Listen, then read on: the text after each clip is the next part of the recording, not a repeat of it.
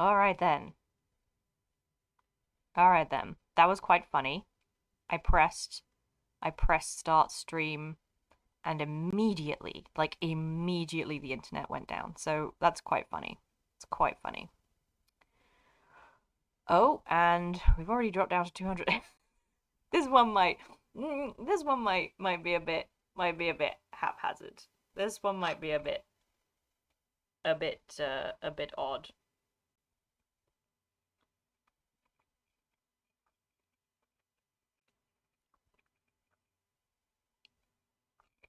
Hello, Rackloss. Excellent. Sorry, I'm eating my supper. I, if you didn't hear, the I pressed start streaming, and the second I pressed start streaming, it the internet died. It's back now though, so that's okay. We'll see how it goes. We'll see how it goes.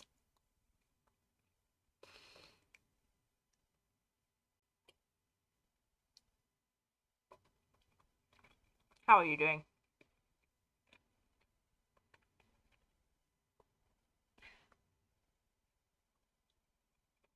Yes, I'm also very sorry. I put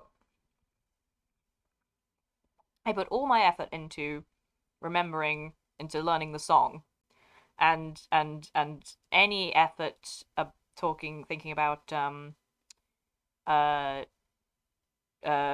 making a meme completely went out the window. Completely. Oh no! Why did I wake you up? Oh, I'm so sorry. Yeah, so we've got no meme. We've got the we've got the we're at half mast today because we're coming up on a truly grueling chapter. But we'll see if we get through it today. We'll see if we get to it today. It's not that many pages ahead, so we probably will. But yeah. Hello, Mikey. Oh, it's good to have you in, Mikey. Hope you're doing well.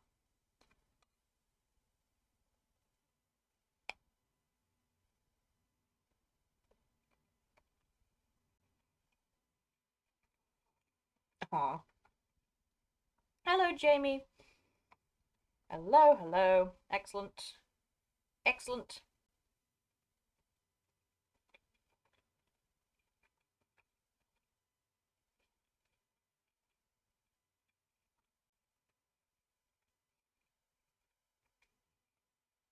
My KBS ratio is absolutely going haywire. It's like, now I'm at 600, now I'm at 140. I hope it's not affecting the stream too badly, but it doesn't seem to be. Oh, hello, Des. Excellent, excellent. Everyone's in. Everyone. I wonder if we'll get Kaz today. I remembered the other day that I actually had meant to start the stream earlier at 6:30, but I wasn't really ready to start it at 6:30 anyway, so probably for the best. Hope Kaz can make it.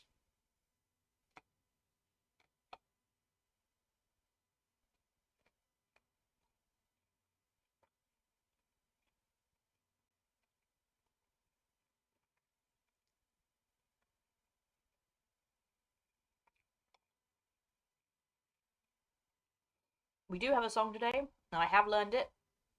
Um, there are a bunch of like little lyrics, but there are no musical a country like what's the word? Can't think of a word. Never mind. Nobody's put the other little like tiny lyrics to music, but the big song we do have, and we have a we have a an interesting composition, I would say, because of course the Tolkien ensemble is dreadful, the most boring possible composition you could ever make, the most boring way to put notes together you could possibly think of, and also impossible to learn because they like overlay the whole song with the last line, so it's impossible to hear what notes is being sung, and it's all just a big mess. It doesn't sound good at all. So I have, but I couldn't find any other composition apart from either the Tolkien Ensemble or Clamavi di Profundis. Now, usually Clamavi di Profundis goes so all out on these songs. Like they make it so dramatic. There's so much going on, and often layer tunes. Like people will be singing different notes, so you have to kind of you have to kind of interpret the song. And um it's always very complicated, but it tends to work out. Oh, hello, Lowens. So it does. This one, I'm not so sure about. I'm not so into this one. I have to say, it's a little bit. It kind of does feel often like I am singing like three separate melodies in this one. It feels like I'm singing three different songs in one song, and the song is like barely 10 lines long anyway, and they managed to make it last for 5 minutes. I had to speed up the thing to learn it properly, but it should be good. Should be okay. Well, it's a song. It'll do. It'll do.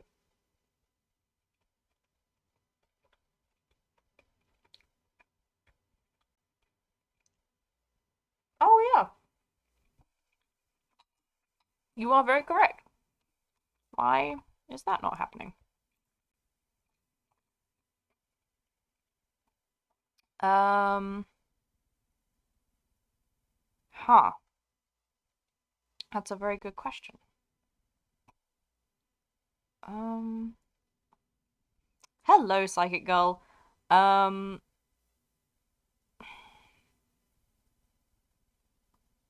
I think it might be because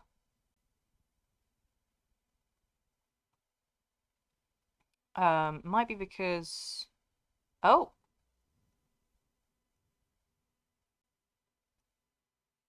you should be able to see Psychic Girls. Hello. Everything's going very slowly.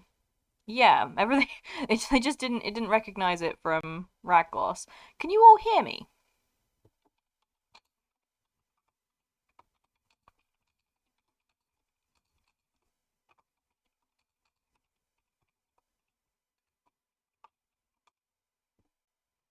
Oh, it's Lexi. Hello.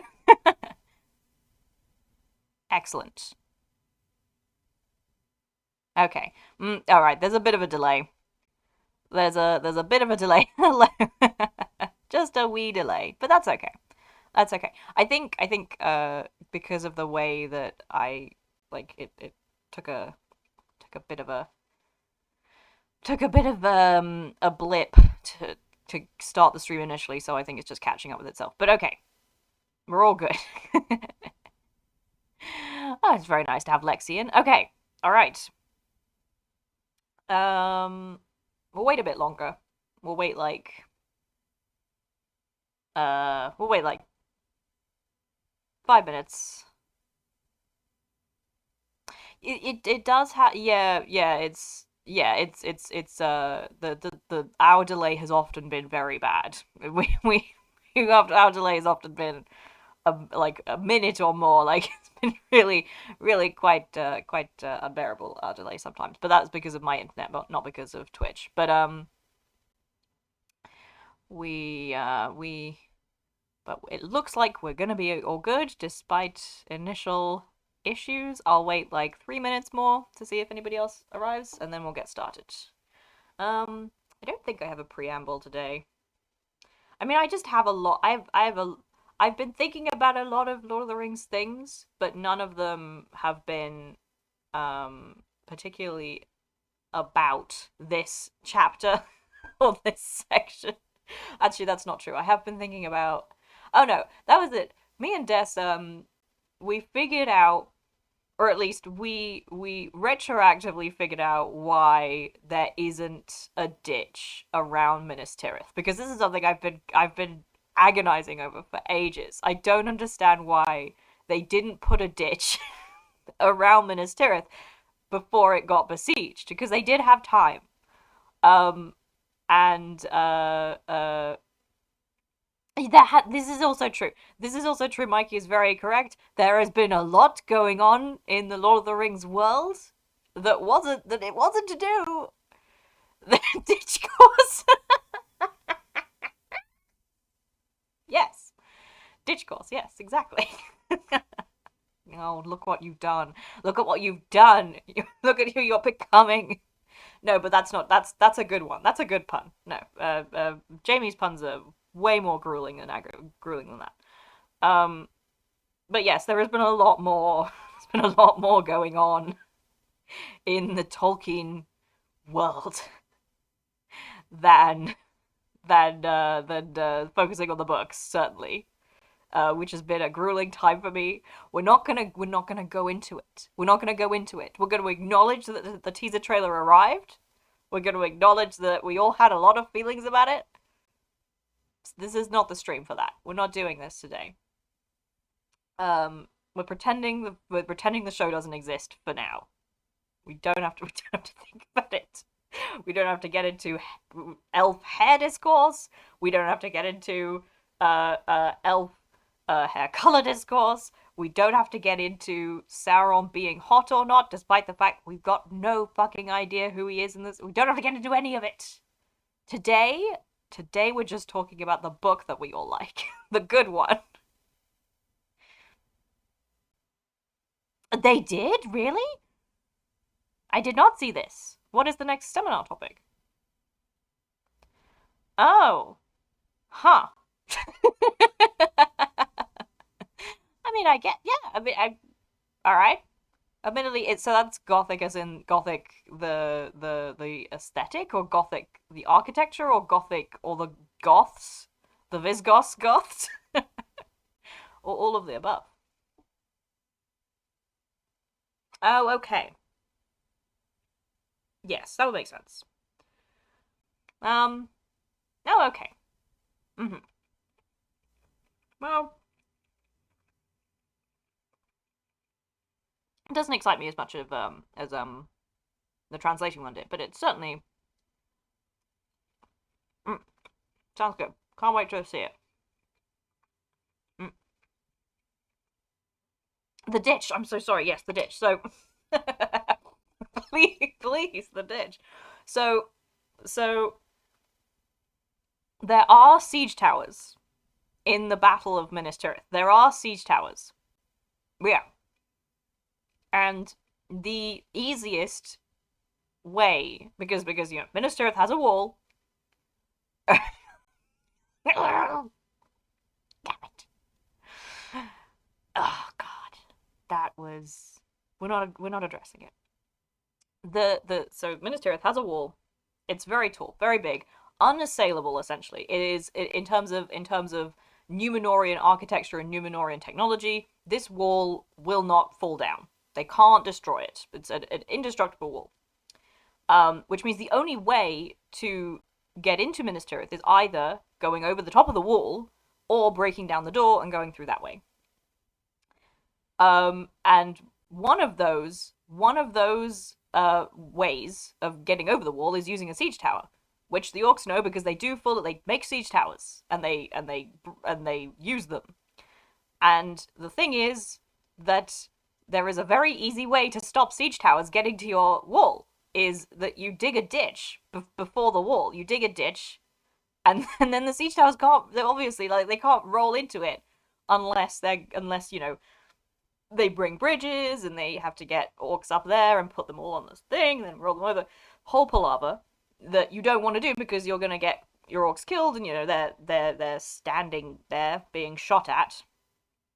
Let me get before you punch my idea through full of holes, Jamie. Just before the idea leaves my head entirely, I'll yes, you can fill in the ditch, but it takes a while. It takes a long time. It takes more time. There is no good reason why, if you had all of the resources and it didn't impinge your own defense or attack in any way, why you would not put a ditch around your wall. Um, and so what we the through there's like a reading the bit that's about it. There's a yeah reading the bit that's about it, um, the actual siege towers don't really get used against the wall much. They generally are used to defend Grond because they want to bash in the door instead of actually going over the thing. So that's partly it. And what we realized is that what me and Des, through talking about it, realized is that number one, they want to have a very easy way to get out of the city.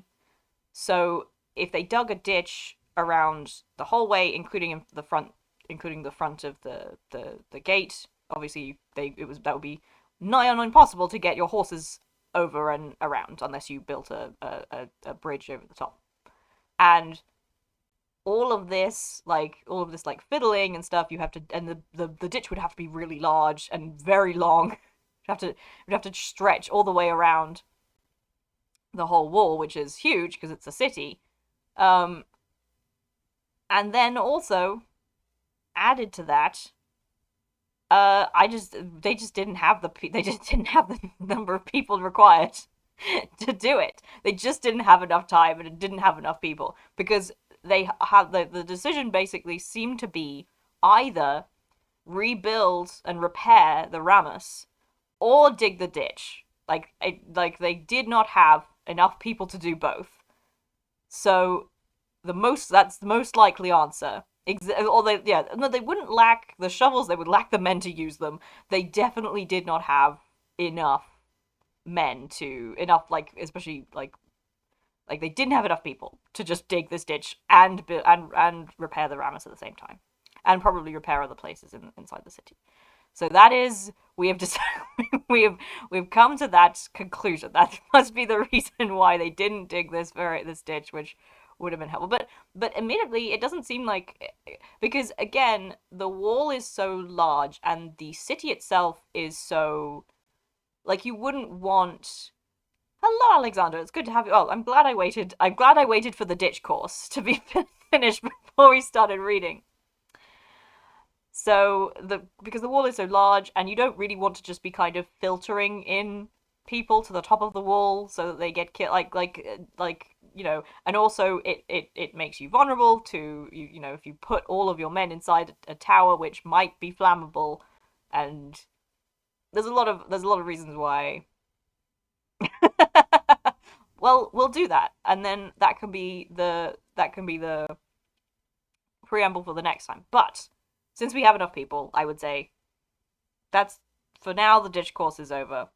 We will actually get into reading the book and to the to the actual what fight we're talking about. Mm, yes, I would like to figure out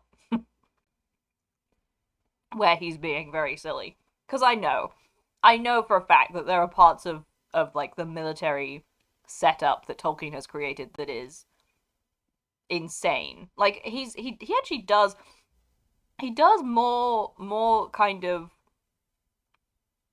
there's more nuance to his battles. They certainly take longer, and they're more thought out than and especially less like um they seem quite um reasonable, I suppose, to me. However, especially because one side is full of orcs and wizards. However, I do know there has to be bits of this book which are just indescribably foolish in terms of military tactics. So we'll get to that later. Because unfortunately I am interested because I'm a it's the most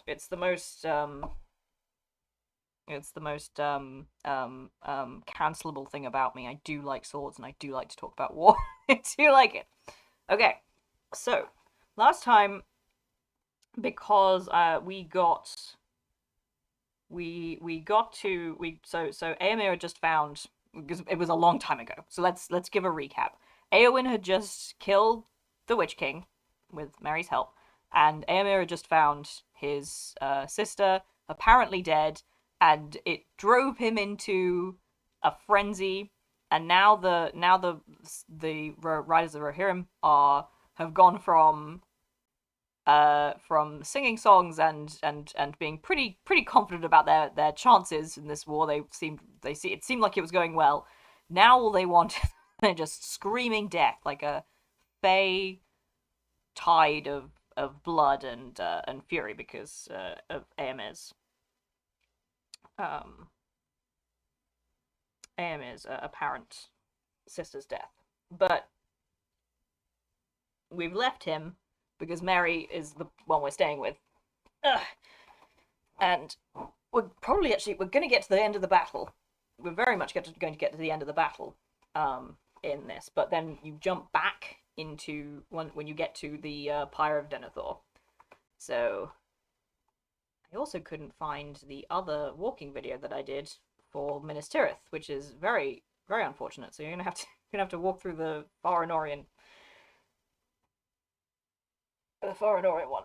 Okay, right. Is there anything else I need to remind you all of?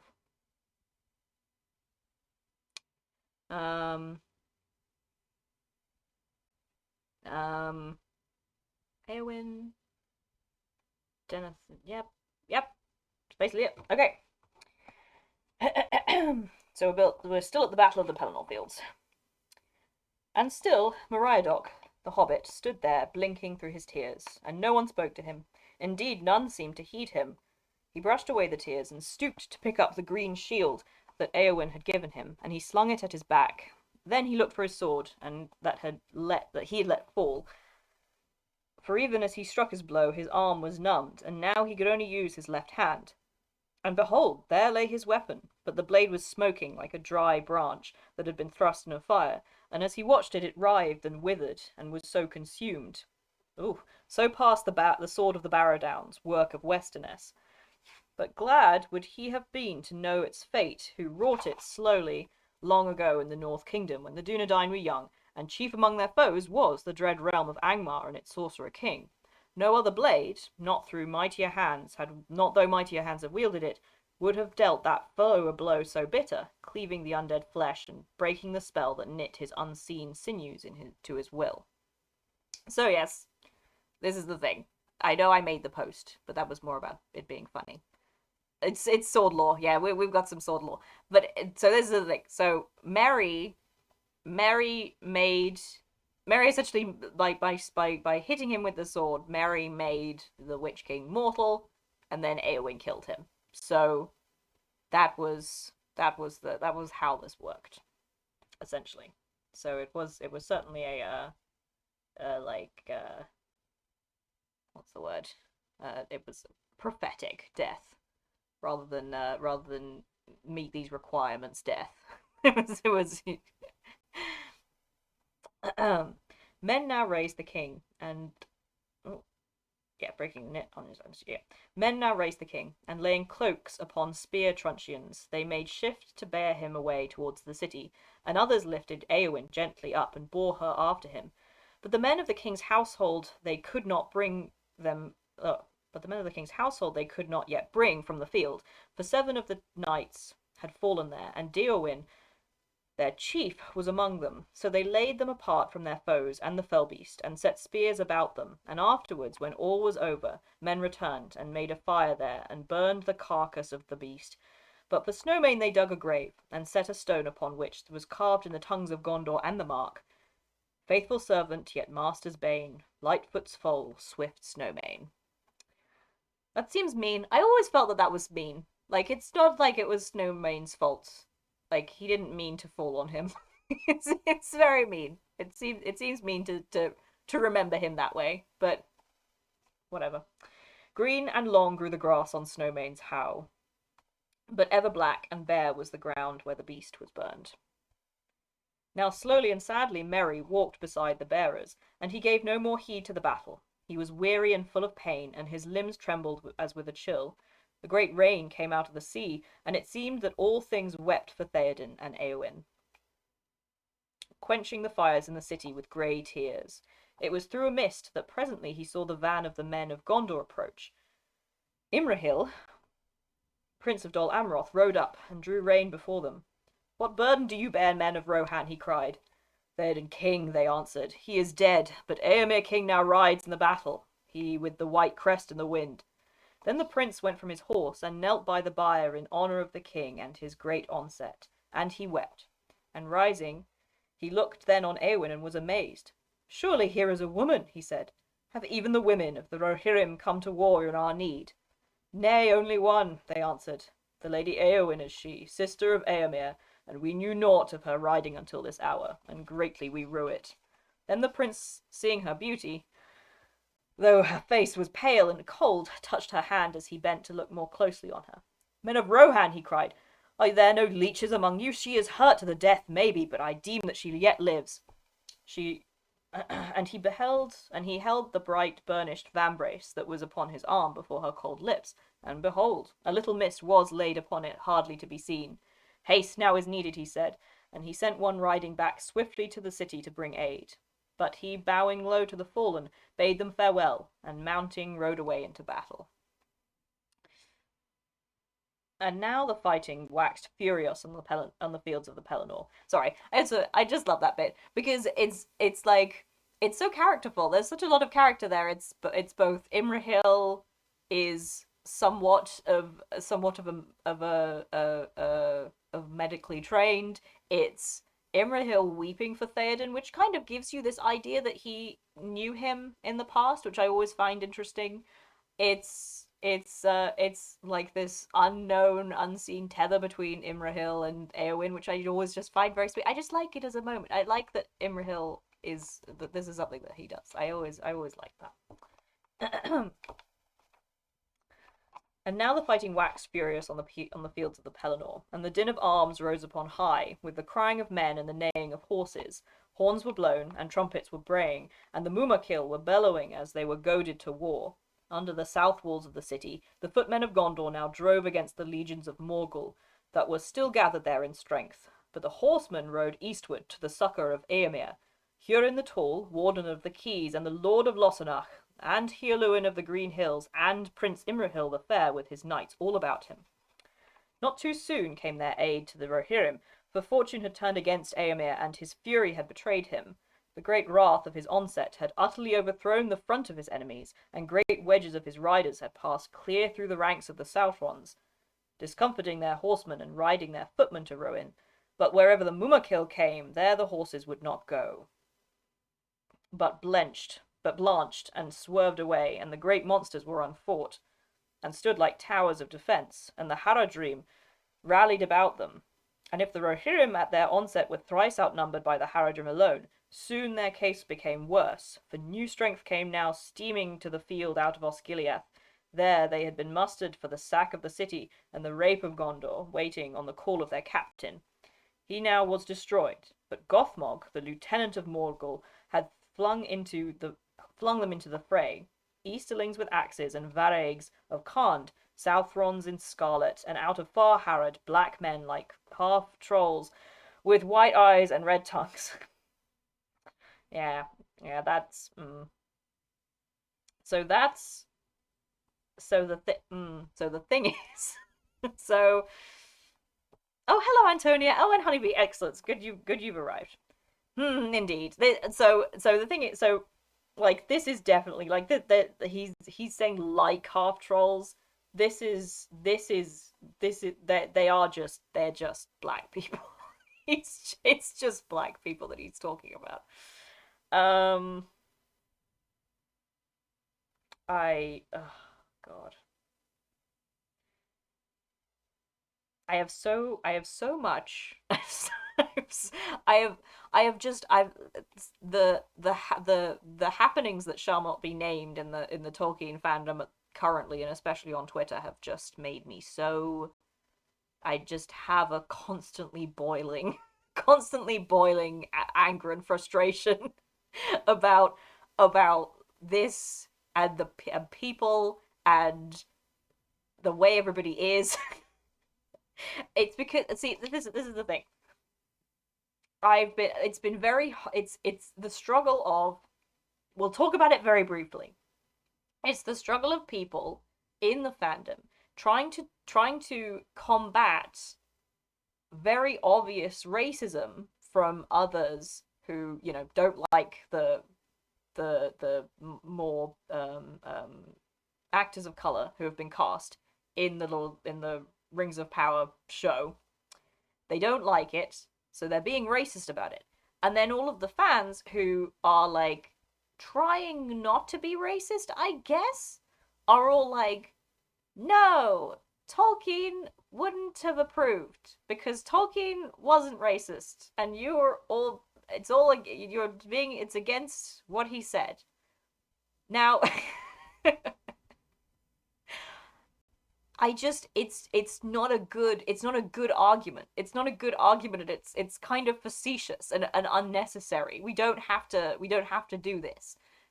Tolkien himself, we don't have to consult him at all. Is my point. We don't have to consult him at all about it. It's not important. He is dead, and the books are just here, and we're all adapting them as we like to, and and we don't have to consult him every single time. And continuing the narrative that we do have to consult him every single time will eventually mean that your argument will be used against you.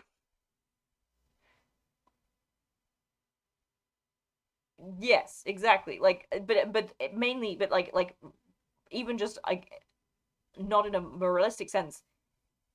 If you rely on using Tolkien's words and the book that he wrote to like justify in inverted commas justify like casting people of color as characters in Middle Earth, or which we haven't even gotten to yet, and we probably never will at this rate, having non-heterosexual like narratives, non-cisgendered, non-heterosexual narratives in Lord of the Rings, any of that, eventually it will come back to bite you because he was not he was not this like it's very if you rely on him entirely for your defense, then it's going to crumble underneath you because he's not a good dude. He's not a good dude.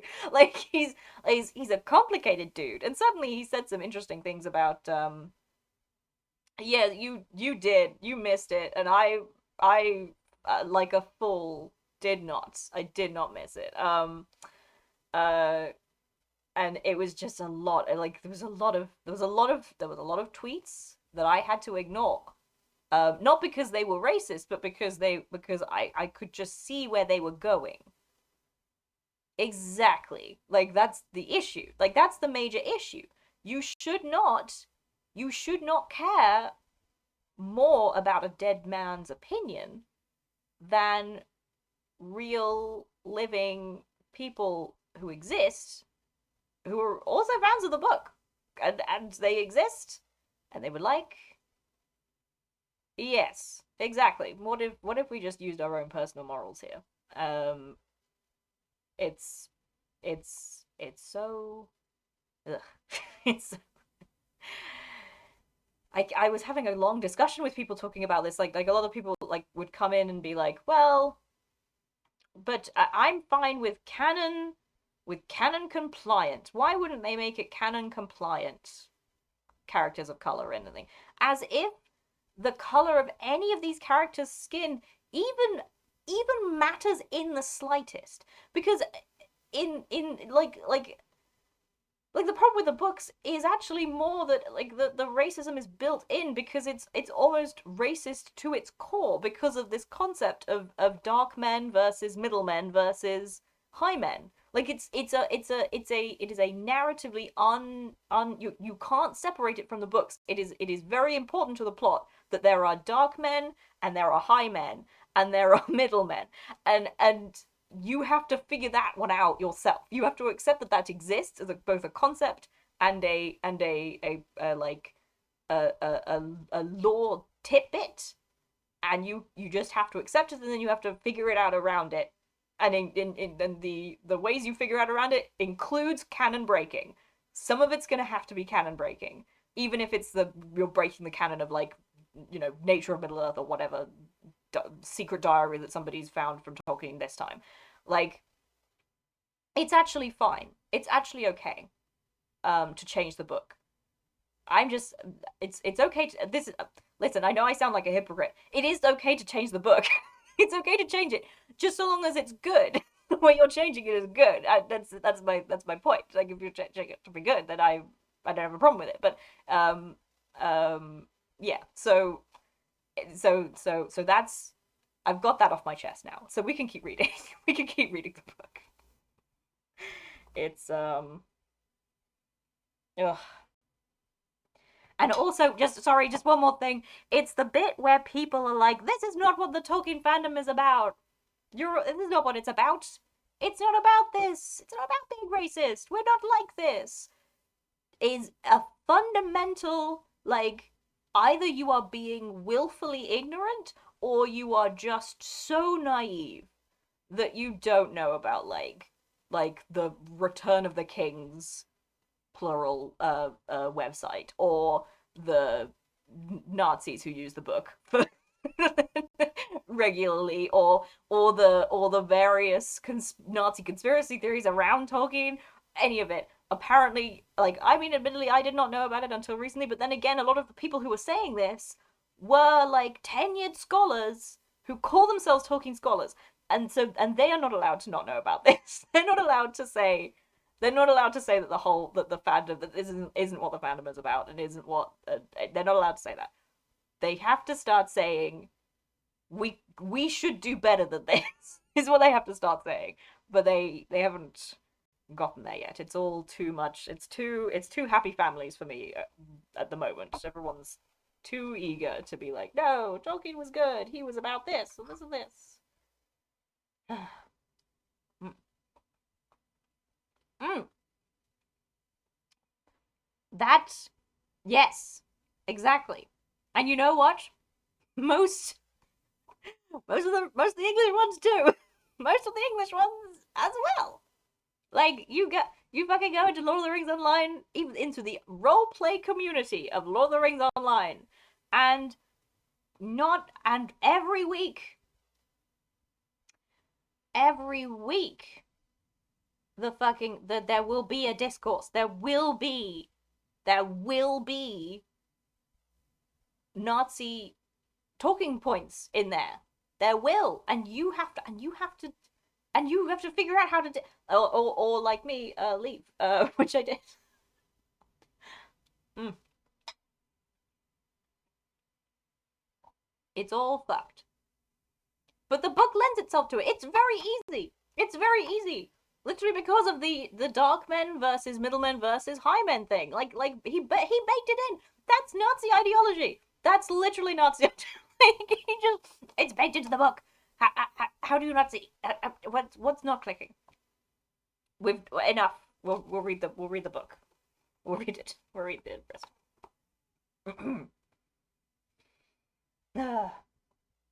Okay. Yes. Some now hastened up behind the Rohirrim. Others held westward, hold off the forces of Gondor, and prevent their joining with Rohan. It was even as the day thus began to turn against Gondor, and their hope wavered, that a new cry went up in the city, it being then mid-morning, and a great wind blowing, and the rain flying north, and the sun shining. In that clear air the watchmen on the walls saw afar a new sight of fear, and their last hope left them. For Anduin, from the bend at the Harlond, so flowed that from the city the men could look down it lengthwise for some leagues, and the far-sighted could see any ships that approached, and looking thither they cried in dismay, for black against the glittering stream they beheld a fleet borne up on the wind, dromons and ships of great draught, with many oars, and with black sails bellying in the breeze. The corsairs of Umbar, they shouted. The corsairs of Umbar, look! The corsairs of Umbar are coming. So Belfalas is taken, and the Aether and Lebanon is gone. The corsairs are upon us. It is the last stroke of doom. And some without order, for none could be found to command them in the city, ran to the bells and told the alarm, and some blew the trumpets sounding the retreat. Back to the walls, they cried. Back to the walls. Come back to the city before all are overwhelmed. But the wind that sped the ships blew all their clamour away. That was lucky. 10 of the conspiracy theories are all being activated. Yes. We're, it's the beginning. It's the beginning. Yes. Okay. It is. It is. uh, and yes, but the winds that sped the ships blew all their clamor away. That was useful. That was helpful. I guess that was God. That was divine intervention. Uh, mm.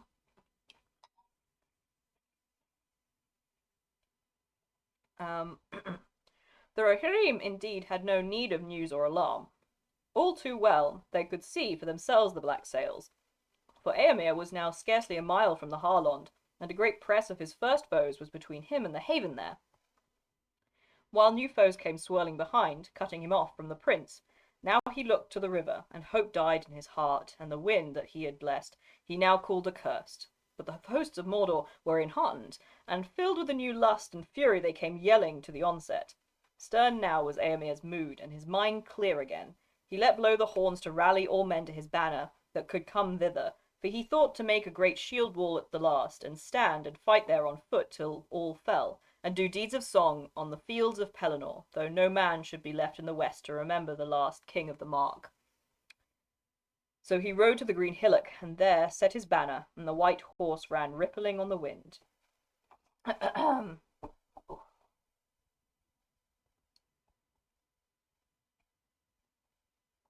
Oh, it's been a while since I've read for this long. And then there's just a random poem, and it's not. Oh right, okay, it's him. Okay, all right. Uh, Out of doubt, out of dark, to the day's rising, I came singing in the sun, sword unsheathing. To hope's end I rode, and to heart's breaking. Now for wrath, now for ruin, and a red nightfall. These staves he spoke, yet he laughed as he said them, for once more lust of battle was on him, and he was still unscathed. And he was young, and he was king, the lord of a fell people. And lo, even as he laughed at despair, he looked out again on the black ships, and he lifted up his sword to defy them. Which is quite funny, considering what we know. Like, yes, keep that energy, Eomer. When you find out who it is, keep that energy. You don't have to. Anyway. And then wonder took him, and a great joy, and he cast his sword up in the sunlight, and sang as he caught it, and sang as. Oh, Jesus! Eomer! No! That's dangerous! You can't do that! You can't do that! He just threw his sword in the air and caught it again. What if. Oh dear. Oh dear, oh dear. Oh dear, oh dear. Well, I'm glad he caught it. I'm glad he caught the. Glad he caught the black fucking sword. uh, he did. He did. He boomeranged his sword into the air. Uh, he's still on a horse and all. Like a little. Like, come on, a little bit more care. You are the king. The prestige. uh, and all eyes followed his gaze, and behold, upon the foremost ship we beheld a lot of things. He says behold a lot. He's saying behold. I wonder who wrote this part. I wonder who wrote this part of the book. It doesn't seem like Frodo would have written behold. I think we've said it 5 times since we started reading. This is a little. It's a little. I'm beholding. It's okay. Upon the foremost ship a great standard broke, and the wind displayed it as she turned towards the Harlond. There flowered a white tree, and that was for Gondor. But 7 stars were about it, and a high crown above it, the signs of Elendil that no lord had borne for years beyond count. And the stars flamed in the sunlight, for they were wrought of gems by Arwen, daughter of Elrond, and the crown was bright in the morning, for it was wrought of mithril and gold. Thus came Aragorn, son of Arathorn, Elessar, Isildur's heir, out of the paths of the dead, borne upon a wind from the sea to the kingdom of Gondor. and the mirth of the Rohirrim was a torrent of laughter and a flashing of swords, and the joy and wonder of the city was a music of trumpets and ringing of bells. But the hosts of Mordor were seized with bewilderment, and a great wizardry it seemed to them that their own ships should be filled with their foes, and a black dread fell on them, knowing that the tides of fate had turned against them, and their doom was at hand. East rode the knights of Dol Amroth, driving the enemy before them, troll men and varaigs. We don't have to call and varaigs and orcs that hated the sunlight. South strode Eomer, and men fled before his face, and they were caught between the hammer and the anvil. For now men leapt from the ships to the quays of the Harlond, and swept north like a storm. There came Legolas, and Gimli wielding his axe, and Halbarad with the standard, and Elladan and Elrohir with stars on their brow, and the dour-handed Dunedain, rangers of the north, leading a great valour of the folk of Lebanon and Lamadan, and the fiefs of the south. But before all went Aragorn with the flame of the west, and Juril, like a new fire kindled, Narsil reforged, as deadly as of old, and upon his brow was the star of Elendil. Yes, I also wanted to meet pirates. I would have preferred the pirates. But we just don't get to meet them. Don't get to meet the Corsairs. Not once. It's so sad. It's just so sad. And so at length Eomer and Aragorn met in the midst of battle, and they leaned on their swords and looked on one another and were glad. Thus we meet again, through all the hosts of Mordor lay between us, said Aragorn. Did I not say so at the Hornburg? Well, so you spoke, said Eomer, but hope oft deceives, and I knew not then that you were a man foresighted, yet twice blessed as help unlooked for, and never was a meeting of friends more joyful. And they clasped hand in hand. Nor indeed more timely, said Eomer. You come none too soon, my friend. Much loss and sorrow has befallen us. Then let us avenge it, ere we speak of it, said Aragorn, and they rode back to battle together. Did Aragorn bring his horse? I guess he did. I guess they put all the horses on the ships. Hard fighting.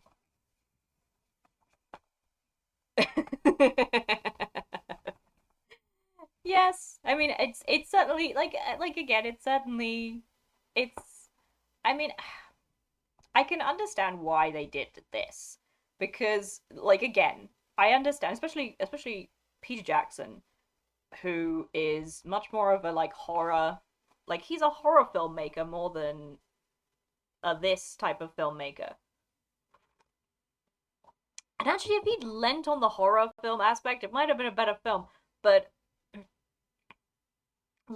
but I understand why, in a filmmaker's perspective, you would cut out most of Aragorn's dealing with Lebanon and bring the Ghost Army into view. Like we literally like just barely see the Ghost Army. It just kind of we walk with it for a while. It's very scary, and then we just miss the bit that where it does its big deal. Like it does its big deal. We just miss it. So so I understand why in a filmmaker's perspective you would want to bring the Ghost Army with you, and skip Pelargir and just get there and ignore Elladan and Orahir and all of the Rangers of the North. I understand.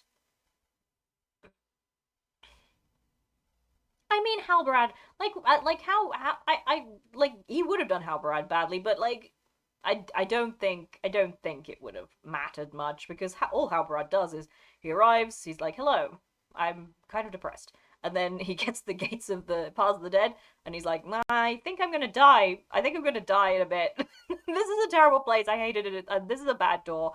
This is a bad door. I'm gonna die on the other side of it." And then just goes in anyway, and then he does die. In a bit, we are gonna get to that bit. So like, he could have stayed on the ship. Like I think he would have been fine if he just stayed on the ship. I can see why he died because he's just carrying the standard. So, and I imagine that would put him at quite a significant disadvantage for trying to fight in the middle of a war. But anyway,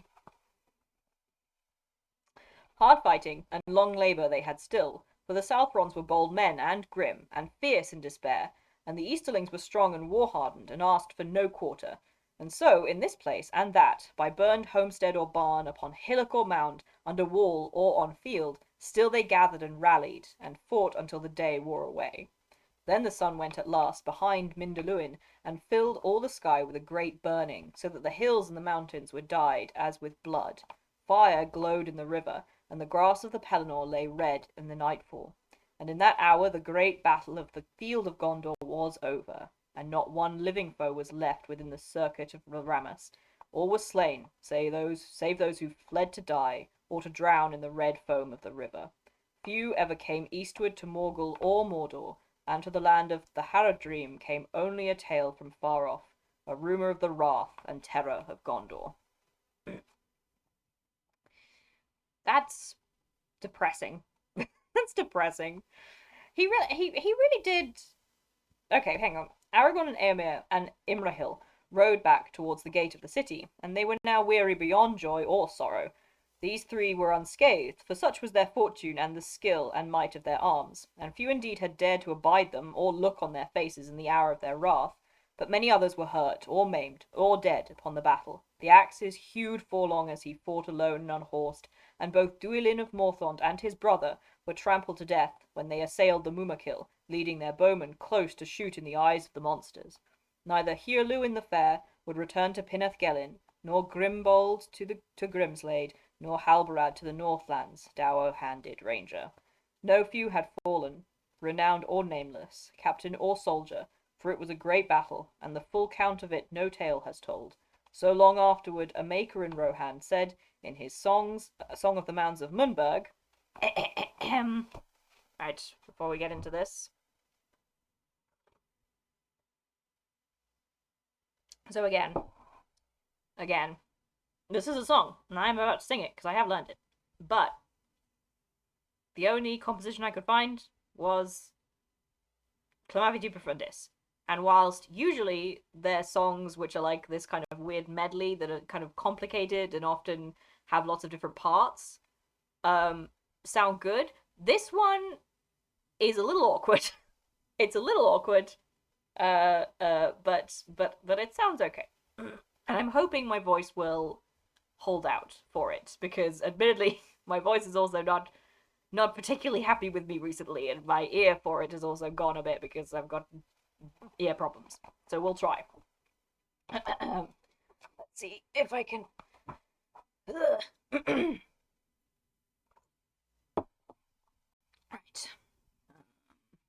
How am I gonna do this? Let's try holding it up like this. Will that work? No. Hang on. Okay, we'll try it this way.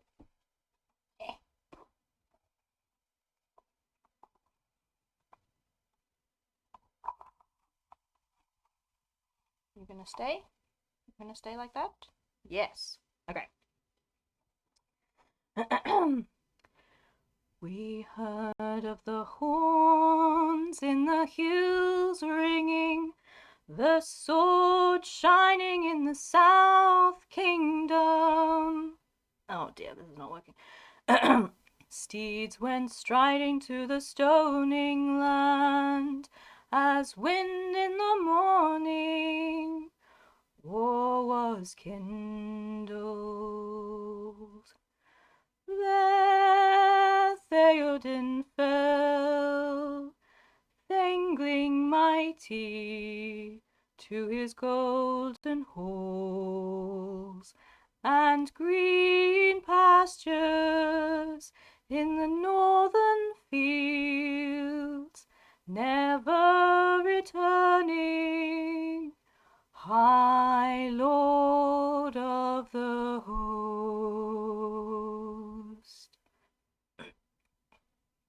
Harding and Guthlaf, Dunhere and Diorwine, Doughty Grimbold, Herefara, and Herubrand, Horn and Fastred, fought and fell there in a far country, in the mounds of Mundberg, under mould they lie, with their league fellows, lords of Gondor.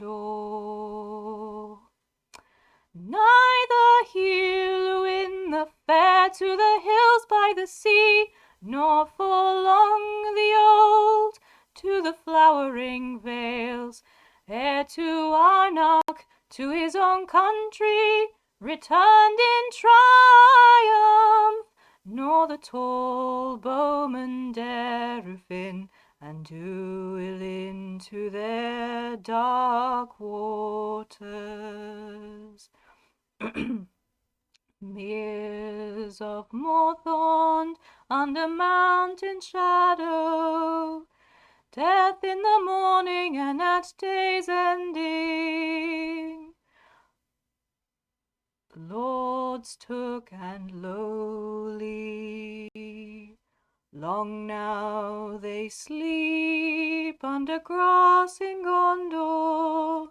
By the great river, grey now as tears, gleaming silver red, then it rolled, roaring water, foam dyed with blood, flamed at sunset, as beacons mountains burned at evening.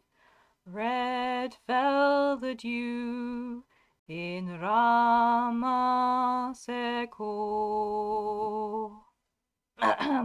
There you go.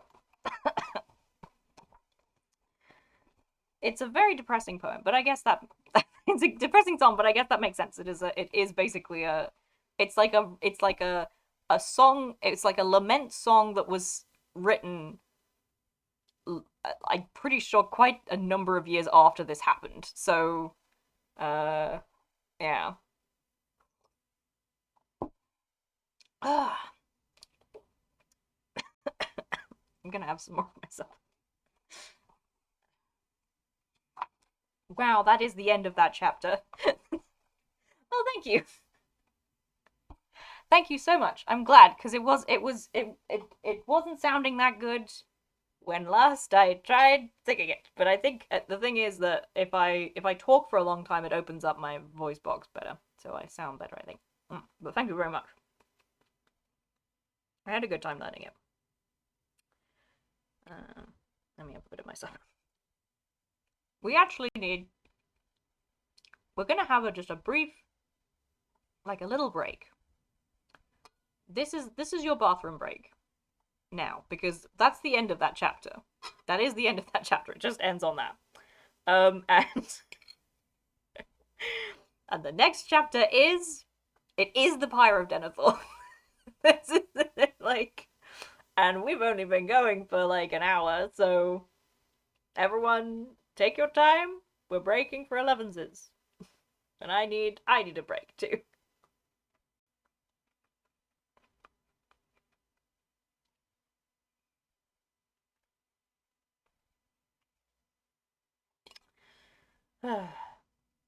They don't mention this actually doesn't mention Halbarad. It's quite funny. They just don't mention they don't mention that he died. Like, he is dead now, but they don't mention it. You're very welcome. You're very welcome, Jamie. I do like singing the songs. I have a good time. I have a good time learning them, a good time singing them. I think I remember most of them that I've sung as well, so it's kind of building up my repertoire of Tolkien songs that I know.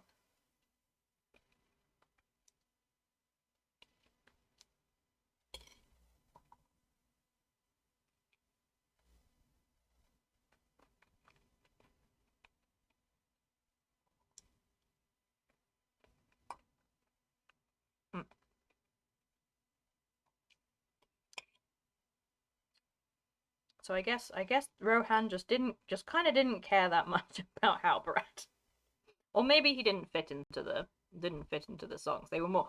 I suppose they were going to be more interested in Gondor's lords and their own lords.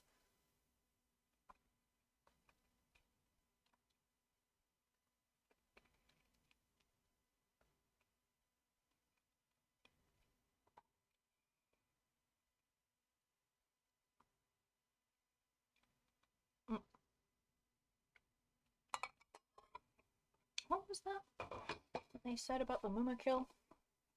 Just forgotten. I literally just read it.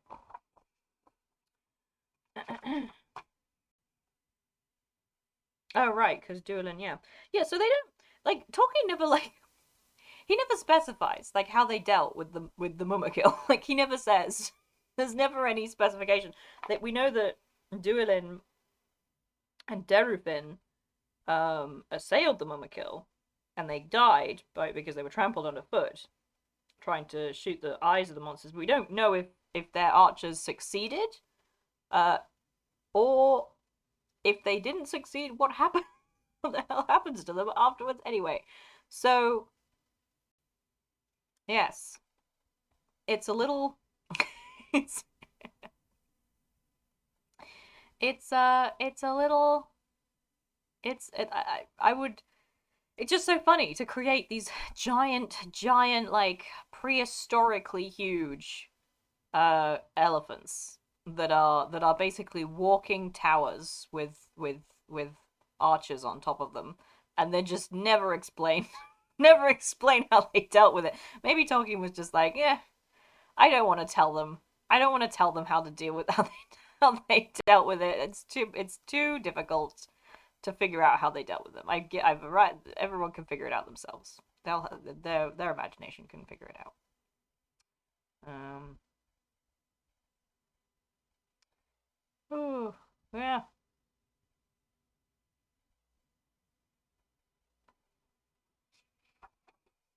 We'll have a break um until let's say another 5 minutes. We'll give it another 5 minutes for the break.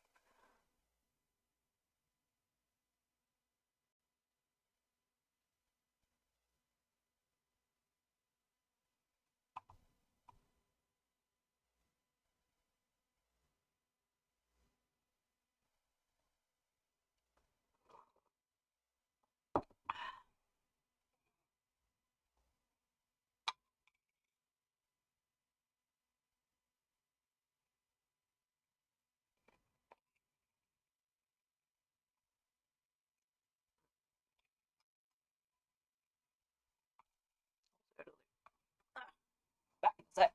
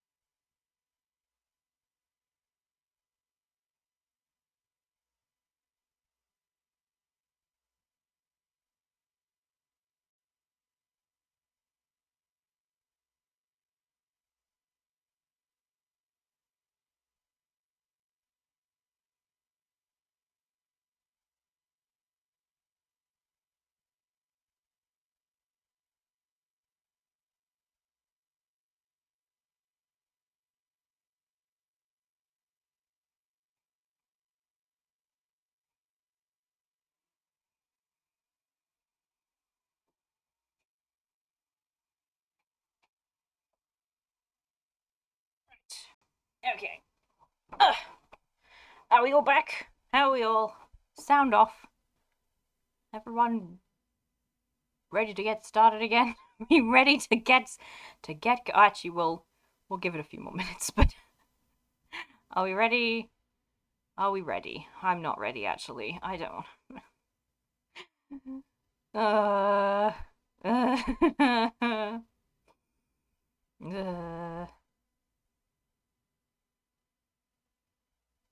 it's just. It's just so sad. It's just. Hello, hello, hello, Jamie. It's just so sad, is the thing. Yes, yes, we're there, and we have to do it. We have to read it now. I have to read it to you. Mm.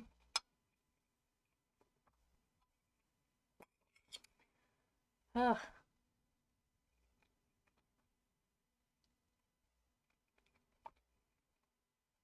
I'm gonna finish my supper first because I need it. I need it for the strength to read through this chapter.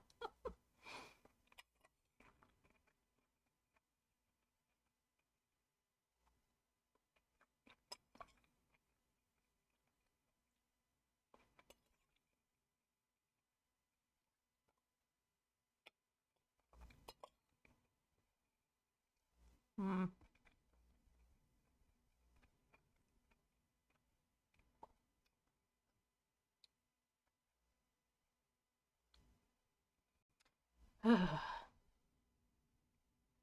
Yes, I like that.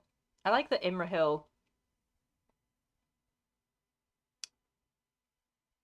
Imrahil. Now, what was it? How was? I had a thought the other day. I had a thought about Imrahil meeting. Like Imrahil in this in essential saves Eowyn because he notices that she's still alive. He saves her because they they take her and heal her. Um, and I always like that.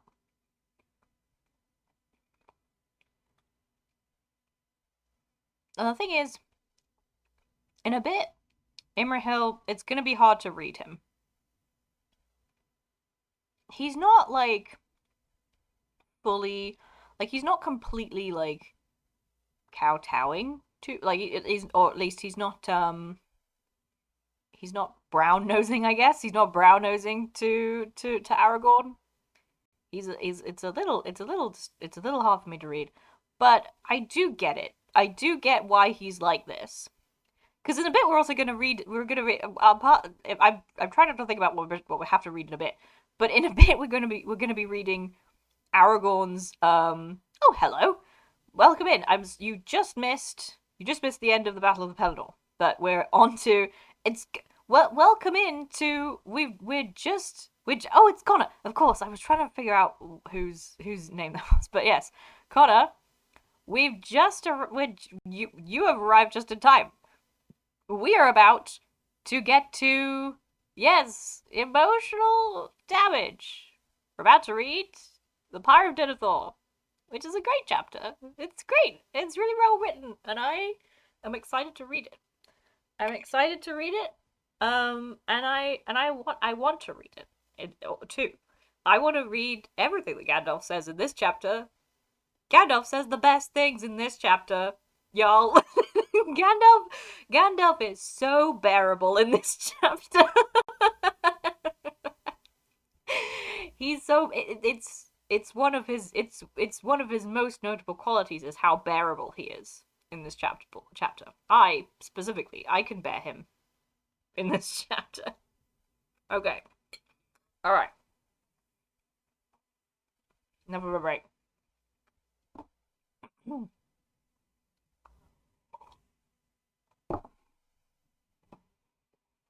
Thank you, Reckless. I did do this to myself. I knew eventually, all that year ago, more than a year now, I knew that eventually I would get to this part. But I suppose I actually didn't know. I kind of assumed I was never going to get to the end of this reading stream, and so I wouldn't have had to have done this. But I yes. Yes, I love yes, this is true.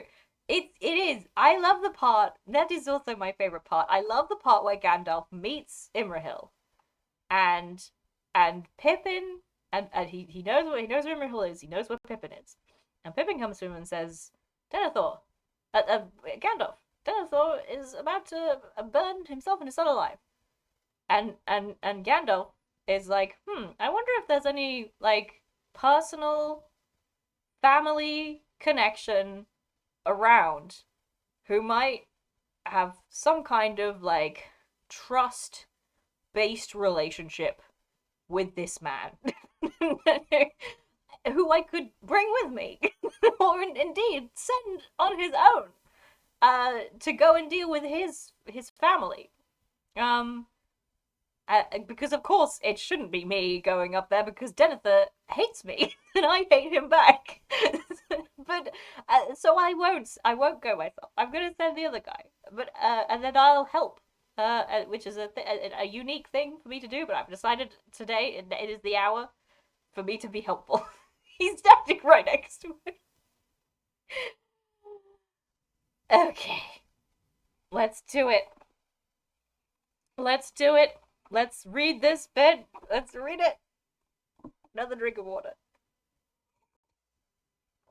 We are at chapter 7 of Return of the King, and it is called The Pyre of Denethor.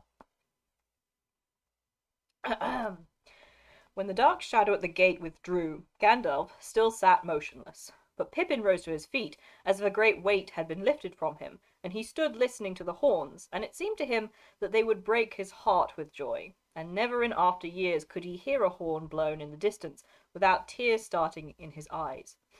Aw. And now suddenly his errand returned to his memory, and he ran forward. At that moment Gandalf stirred and spoke to Shadowfax, and was about to ride through the gate. "Gandalf! Gandalf!" cried Pippin, and Shadowfax halted. "What are you doing here?" said Gandalf. "It is not a law in the city that those who wear black and silver must stay in the citadel unless their lord gives them leave." "Well, he has," said Pippin. "He sent me away, but I am frightened. Something terrible may happen up there. The lord is out of his mind, I think. I'm afraid he will kill himself and kill Faramir too. Can't you do something?" Gandalf looked through the gaping gate, and already on the field he heard the gathering sound of battle. He clenched his hand. "I must go," he said. "The Black Rider is abroad, and he will yet bring ruin on us. I have no time."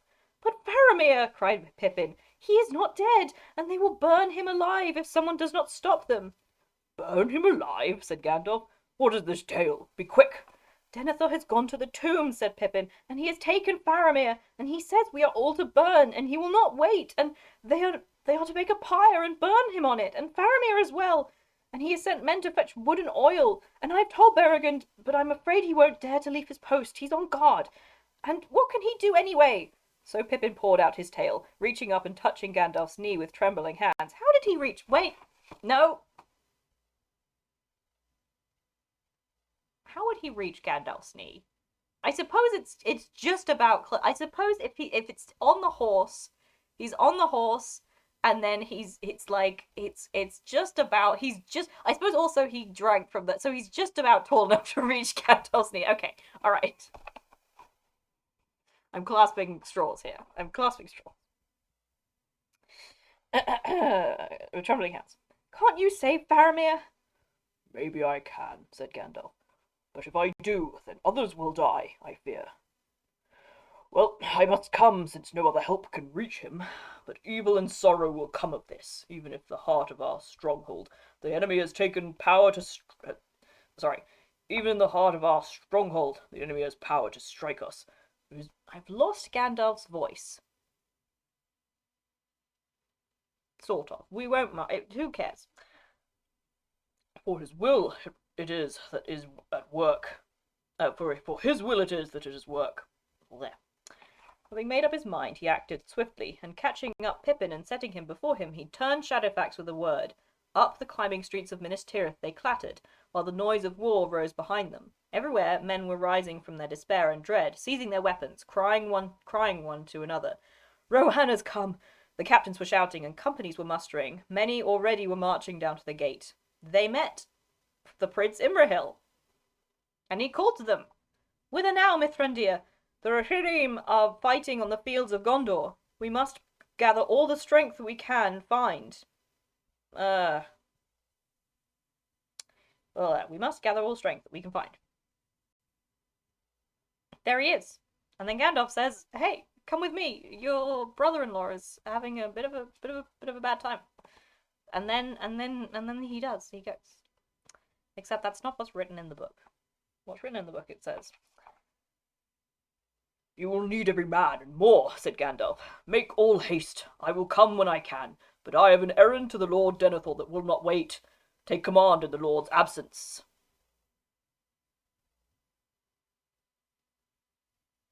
Whither now, though?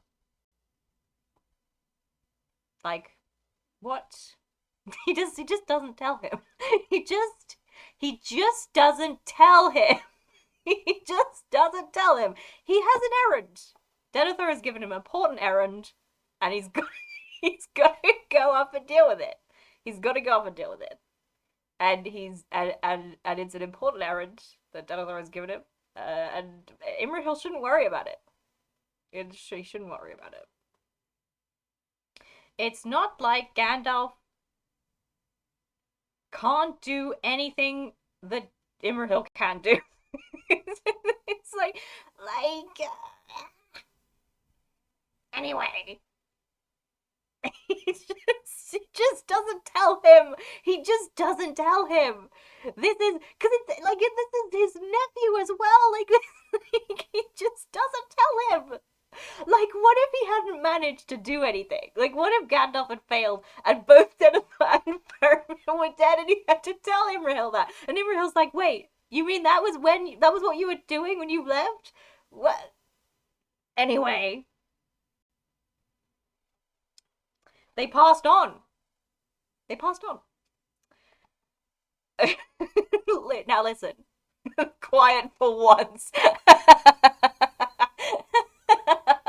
No, we love that Pippin talks a lot, and we do wish he would talk more here. Now, admittedly, I do think that maybe Pippin, Pippin has probably reached the end of his. He's probably not listening. I imagine he's not listening. I don't think he's met Imrahil either. Pippin might not know that Imrahil is Denethor's brother-in-law. So, I think possibly, does Pippin know that Denethor's his brother? Anyway, I won't blame Pippin. It's Gandalf. We do wish that he would say something though. Anyway, they passed on. And as they climbed and drew near to the citadel, they felt the wind blowing on their faces, and they caught the glimmer of morning far away. A light growing in the southern sky, but it brought little hope to them, not knowing what evil lay before them, fearing to come too late. Darkness is passing, said Gandalf, but it still lies heavy on this city. At the gate of the citadel they found no guard. Then Beregond has gone, said Pippin, more hopefully. They turned away and hastened along the road to the closed door. It stood wide open, and the porter lay before it. He was slain, and his key had been taken. The work of the enemy, said Gandalf. Such deeds he loves. Friend at war with friend, loyalty divided, and confusion of hearts. Now he dismounted, and bade Shadowfax return to his stable. For my friend, he said, you and I have ridden to the fields long ago, but other matters delay me. Wait, what?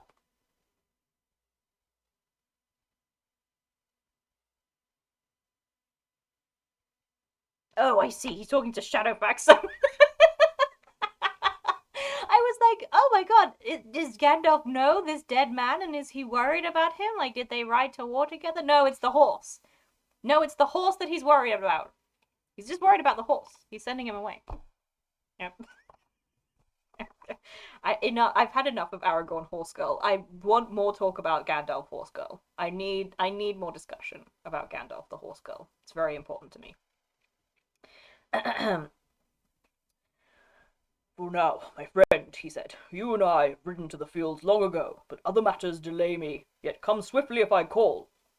They passed the door and walked on down the steep winding road. Light was growing, and the tall columns and carven figures beside the way went slowly by like grey ghosts. Suddenly the silence was broken, and they heard below them cries and the ringing of swords, such sounds as had not been heard in the hallowed places since the building of the city. At last they came to Rath Dinen, and hastened towards the house of the stewards, looming in the twilight under its great dome. Stay, stay, cried Gandalf, springing forward to the stone stair before the door. Stay this madness! For there were the servants of Denethor, with swords and torches in their hands, but alone in the porch upon the topmost steps stood Beregond, clad in the black and silver of the guard, and he held the door against them. Two of them had already fallen to his sword, staining the hallows with their blood, and the others cursed him, calling him outlaw and traitor to his master.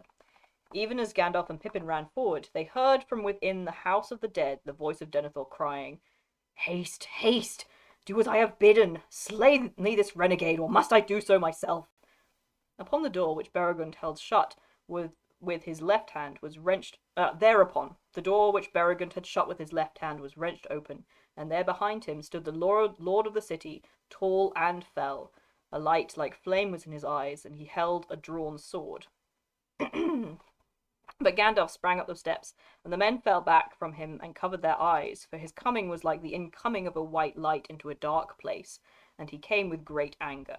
He lifted up his hand, and in the very stroke the sword of Denethor flew up and left his grasp, and fell behind him in the shadows of the house, and Denethor stepped backward before Gandalf as one amazed. "What is this, my lord?" said Denethor. "The houses of the dead are no place for the living, and why do men fight in the Hallows, when there is war enough before the gate, or has our enemy come even to Rathdinen?" I really have lost Gandalf's voice. "Since when has the Lord of Gondor been answerable to thee?" said Denethor. "Or may I not command my own servants?" "You may," said Gandalf, "but others may contest your will when it is turned to madness and evil. Where is your son, Faramir?" "He lies within," said Denethor, "burning, already burning. They have set a fire in his flesh, but soon all shall be burned. The West has failed. It shall all go up in a great fire, and all shall be ended. Ash, ash, and smoke blown away on the wind." Then Gandalf, seeing the madness that was on him, feared that he had already done some evil deed, and he thrust forward, with Berigund and Pippin behind him, while Denethor gave back until he stood beside the table within. But there they found Faramir, still dreaming in his fever, lying upon the table. Wood was piled under it, and high all about it, and it was drenched with oil, even the garments of Faramir and the coverlets, but as yet no fire had been set to the fuel. Then Gandalf revealed the strength that lay hid in him, even as the light of his power was hidden under the grey mantle. He leapt up onto the faggots, and raising the sick man lightly, he sprang down again and bore him towards the door.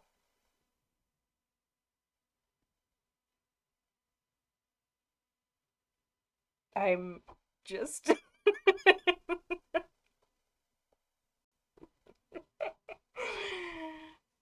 I just don't want to read this next.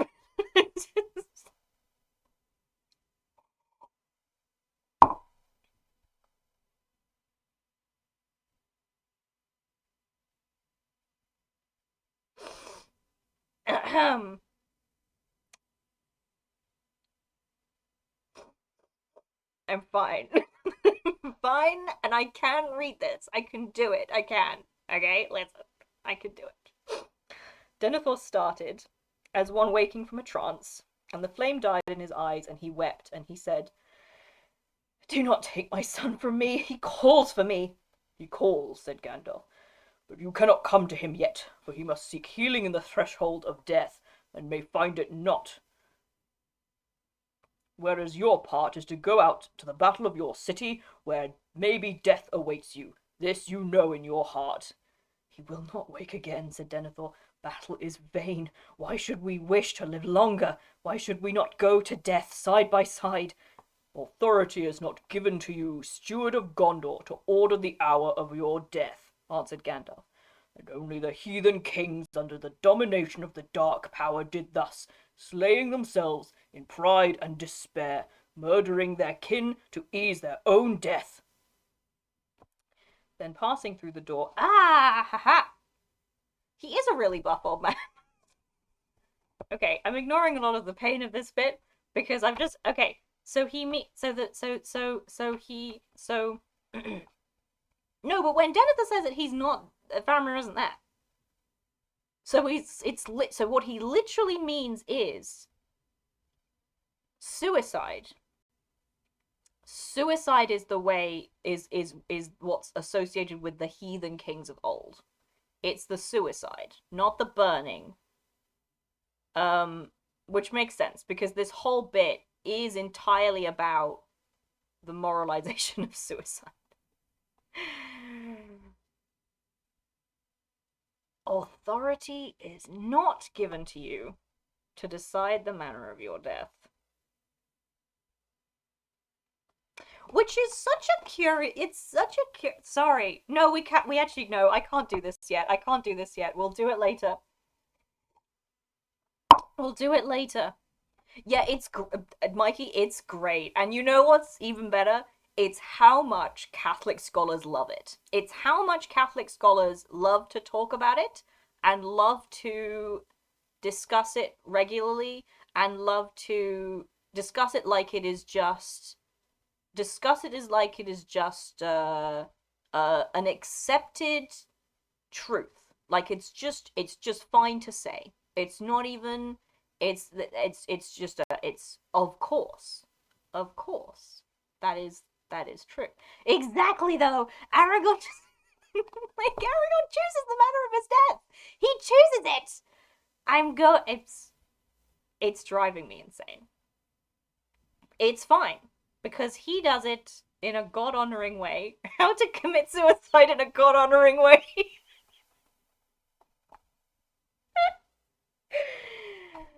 I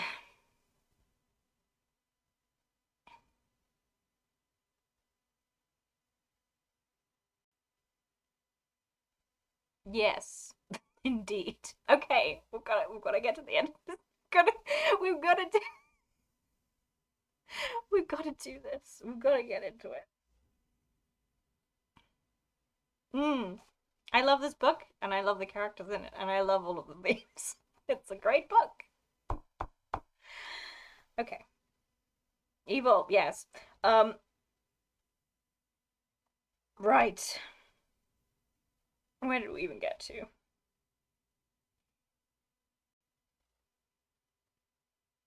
What? Which heathen kings is he talking about? It's the li- it's the linking of pride and despair for me as well. It's the linking, like he says, in pride and despair, which is also very much so. Okay, that is also very much. It's very much intertwined. I mean, I literally listened to one not a bit ago, which was also laced with Nazi ideology as well. But it also had this narrative. It had this thing where it's like it was specifically saying Denethor was too proud because he thought he knew.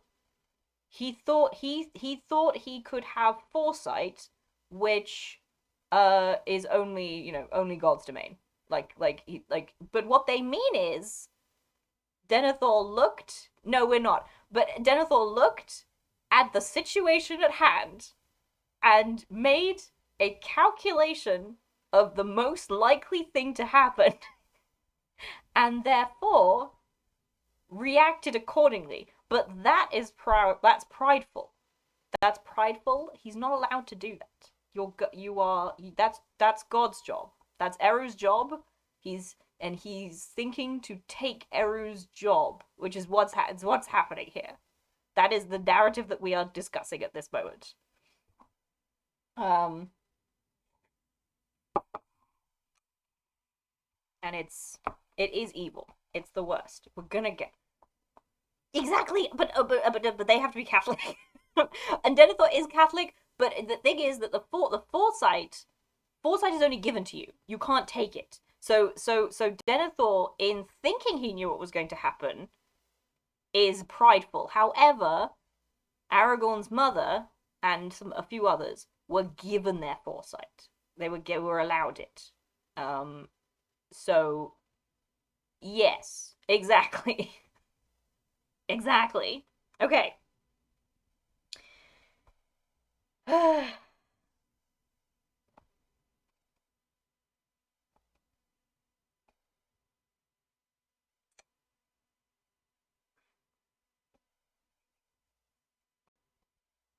It this oh god. Okay, we've got to get rid them murdering their kin to ease their own death. Then passing through the door, he took Faramir from the deadly house and laid him on the bier on which he had been brought, and which had now been set in the porch. Denethor followed him, and stood trembling, looking with longing on the face of his son, and for a moment, while all was silent and still, watching the Lord in his throes, he wavered.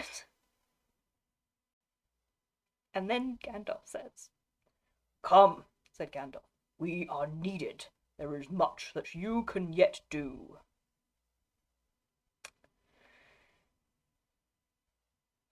Then suddenly Denethor laughed. He stood up, tall and proud again, and stepping swiftly back to the table, he lifted from it the pillow on which his head had lain.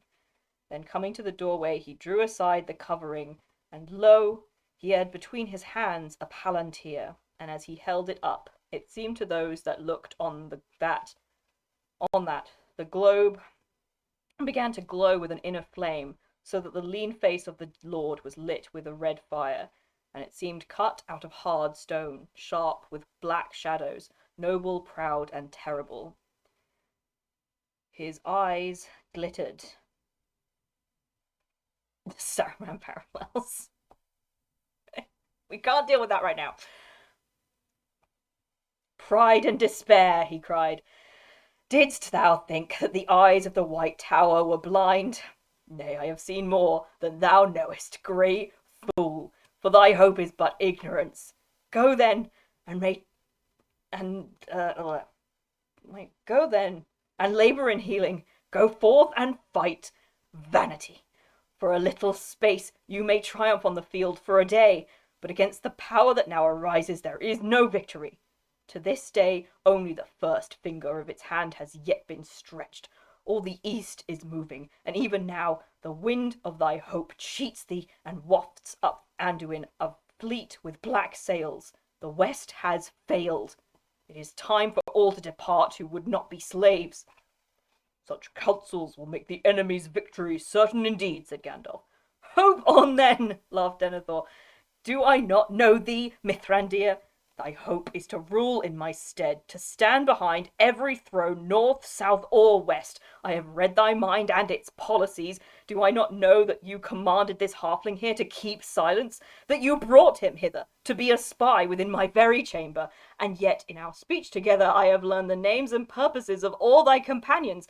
So, with the left hand thou wouldst use me for a little while as a shield against Mordor, and with the right bring up this Ranger of the North to supplant me. But I say to thee, Gandalf Mithrandir, I will not be thy tool. I am steward of the house of Anarion. I will not step down to the dotard chamberlain of an upstart.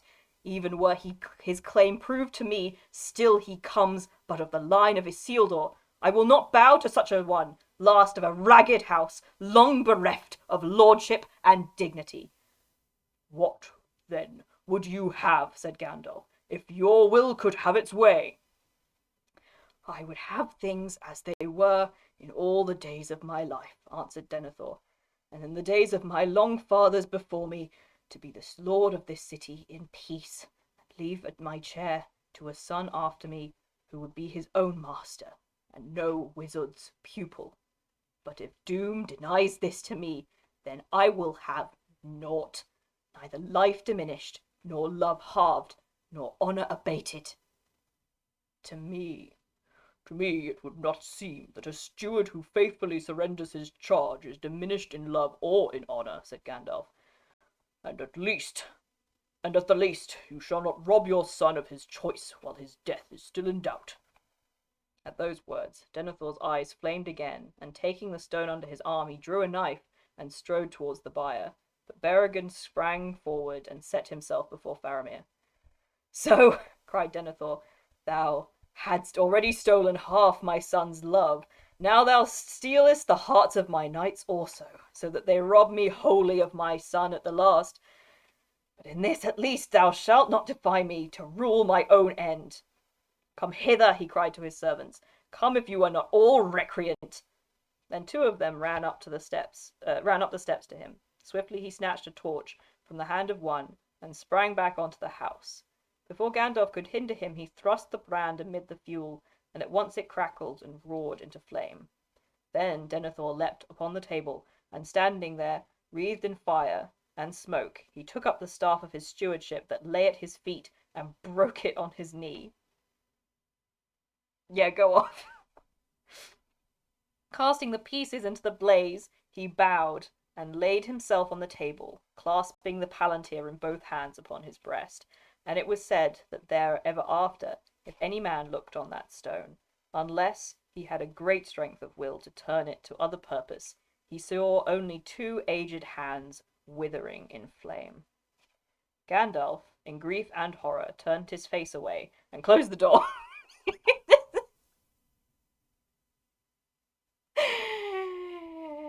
He just closed the door.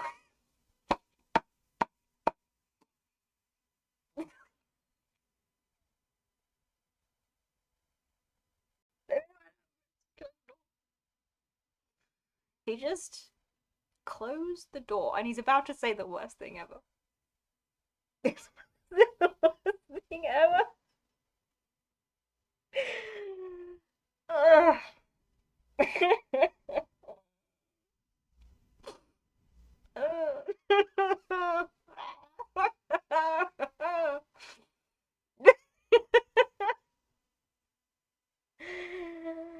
Oh God, my heart is beating. I'm like, I'm, it's fucking getting to me, y'all.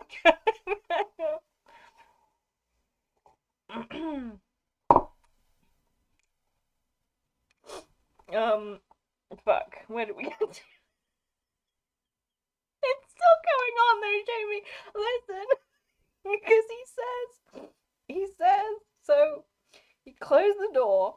He just closes it. No, actually, he just closes the door as if he doesn't have a ring that explicitly controls fire.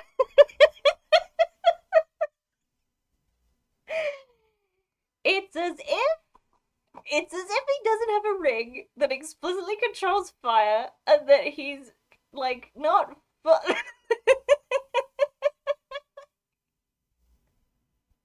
And he isn't. And we just not moments ago talked about how he's just so strong. He's just so strong. This old swole man. He's so strong and quick. But this time he couldn't do anything about it. He couldn't do anything about this one. This one he just couldn't do anything about it.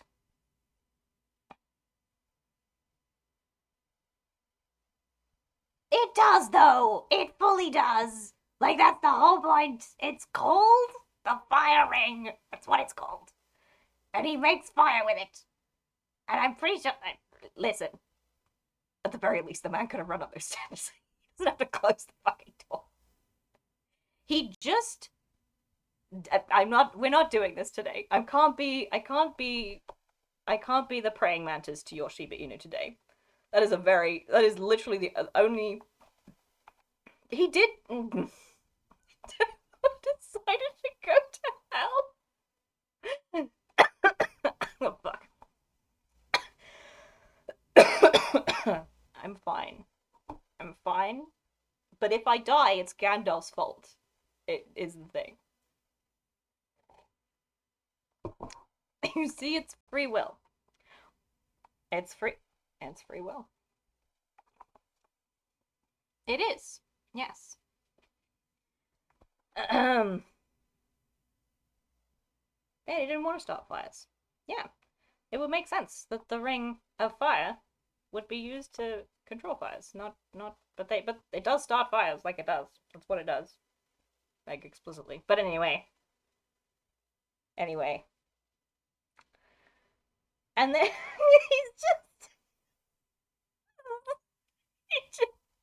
he closes the door. He's like, no, I don't want to see that. He just closes the door. And then, for a while, he stood in thought. Silent upon the threshold. While the outside heard the greedy roaring of the fire within. And then, like, he's just and then, Denethor gave a great cry and afterwards spoke no more, nor was ever again seen by mortal men.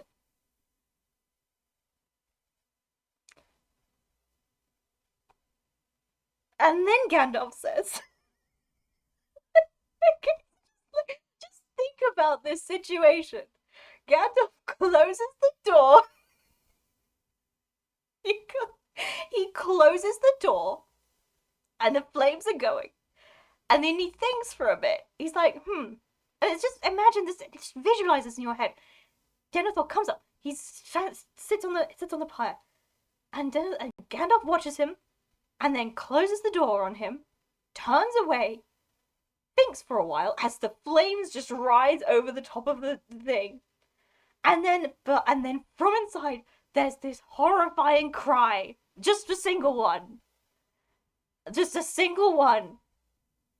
and then all goes silent, and then Gandalf says, "So passes Denethor, son of Ecthelion," said Gandalf. It's insane as an image. It's insane. Like the amount of time. This is the most like I'm glad you're having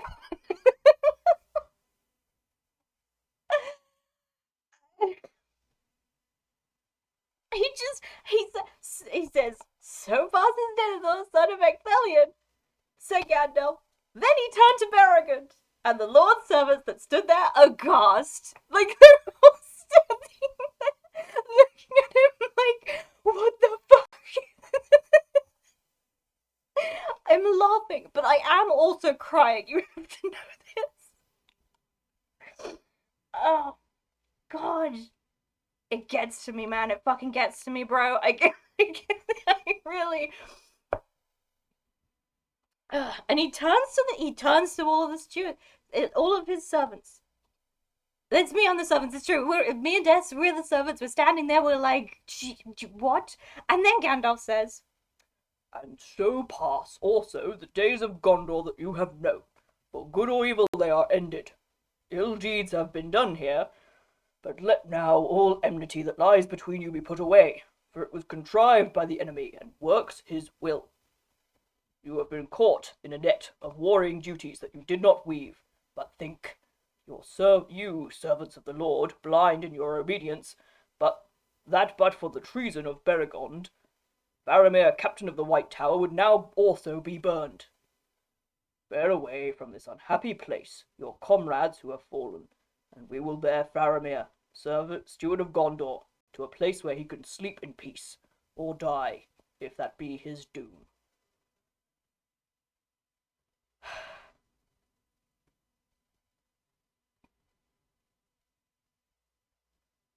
Then Gandalf and Beregond, taking up the bier, bore it away towards the houses of healing, while behind them walked Pippin with downcast head. But the servants of the Lord stood gazing as stricken men at the houses of the dead, and even as Gandalf came to the end of Rath Dinan, there was a great noise. Looking back, they saw the dome of the house crack, and smoke issue forth, and then with a rush and rumble of stone, it fell in a flurry of fire. But still unabated the flames danced and flickered among the ruins. Then in terror the servants fled and followed Gandalf.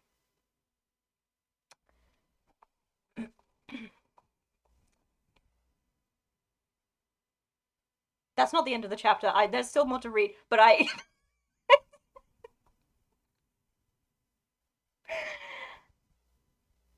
yeah, me and Des are the servants there. Although we didn't run in terror, there's a bit in this book that they didn't put in that nobody says. There's more to the chapter, Jamie. There's more to the chapter because we have to get Gandalf has to get Faramir to the House of Healing, and he has to go and talk to a bunch of people again and not tell them what happened. Yes, exactly. This is the thing. There's this bit like the servants turn, and then it says they ran in fear after Gandalf. That's not true. Frodo was told a lie. Me and Des turned and took that knife that was thrown on the floor, and we tried to kill Gandalf, and then he killed us. And now we've been reincarnated. And we're here to just be furious. That's our backstory. I want to turn to a part of this chapter. I want to go back. Harrowingly, it is harrowing.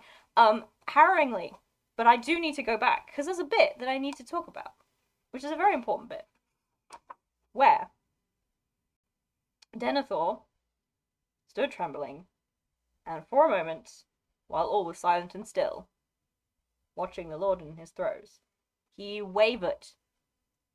So Denethor was about, he was about to say, okay, maybe one more time. Maybe we'll actually try this just one more time. Maybe I don't want to do, you think he wants to fucking burn his son alive? He doesn't want to do it. He doesn't want to. He feels like he has to, though. There's no, and he wavered, even from Gandalf, even Gandalf's arrival, and him saying, I think you know this is not a thing you want to do. That exactly. Exactly. I'm gonna go spare. So he wavers. He wavers. And he's about to not do it. And then Gandalf says, there is much that you can yet do.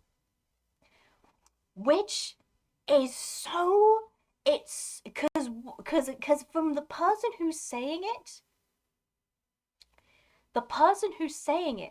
is the person who Denethor knows for a fact is has been manipulating him and his family for nearly his whole life and has been using them. It's Gandalf and the Lords of the West, because he could say that the West has failed. It's the West and Gandalf who is eventually the icon of the West to him, who has been using him this whole time. And Boromir is dead, and Faramir is nearly dead, and Gandalf says to Denethor that there's more that you can do. There's more that you can do. And what Denethor hears is, I'm not done with you yet. I'm not done with using you yet. I need you. I need to use you more. I need to use you more. I've killed your son. I might have killed your other son. But I need to use you longer as well. I need to. Yeah, exactly. Have you tried? What if you've tried? There's more you can sacrifice. Exactly. And Denethor gets onto that pyre and he breaks the rod of the stewards. He breaks it in half and he says, "No, fuck that! I'm not doing this anymore." And who can blame him? He's not gonna bow to this random dude from the north who has never fucking been here and he left. He's not gonna do it anymore. But so passes Denethor, son of Ecthelion. And now you see, all of you servants of Denethor, Gondor will never be the same again. Oh dear, is it okay? Can you still hear me all right? Admittedly, it's going red quite a lot. Is this still? It's still in. Should be okay. Okay. It would be bad if I broke the mic. I don't want to do that. But yeah. If Imrahil had been here, even if Gandalf had also been here, but if Imrahil had been here, if it had been Imrahil, what do you think? Like even from Gandalf, Denethor was about, he was about to change his mind. He was about to change his mind, and then Gandalf reminded him that he's never cared about him at all, and has only ever been here. Oh, I see. I see. Okay, I see. That makes sense. Yes.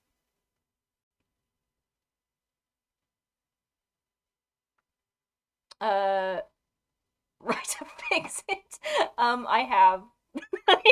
I have not.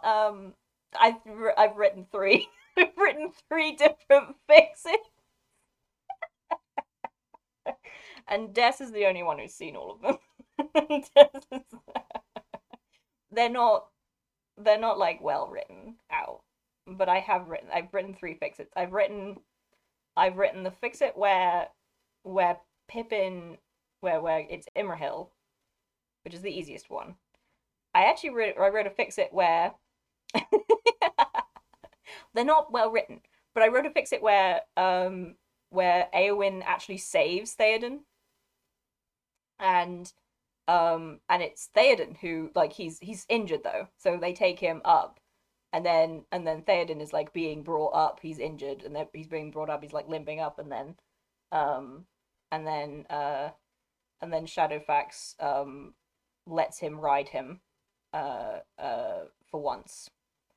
Um and it's Theoden who comes, because Theoden then said, because it's the moment of like Theoden saying like, yeah, I then Denethor's like, you came. Okay, all right.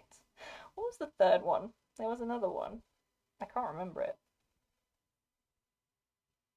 What was the third one? Oh, that's also a good one though, isn't it? That's a fucking good one. Finduilas. I mean, technically Finduilas is there. Oh god, we haven't even talked about that. But that's the house of the stewards. Like, that's where all of the stewards are buried. So, but also stands to reason all of the all of the all of their spouses are probably there as well. So Finduilas is there. Finduilas is there. Is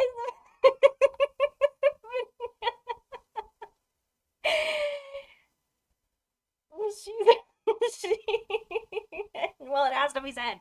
It has to be said, because Finduilas is right there. She's right there, and she's right there. I had to say it. I did. Um, there's a situation where it was just Pippin. Like, there's a situation where it was just Pippin who arrived, and and I think even Pippin would have been able to do something about that. Yeah, we all need that link.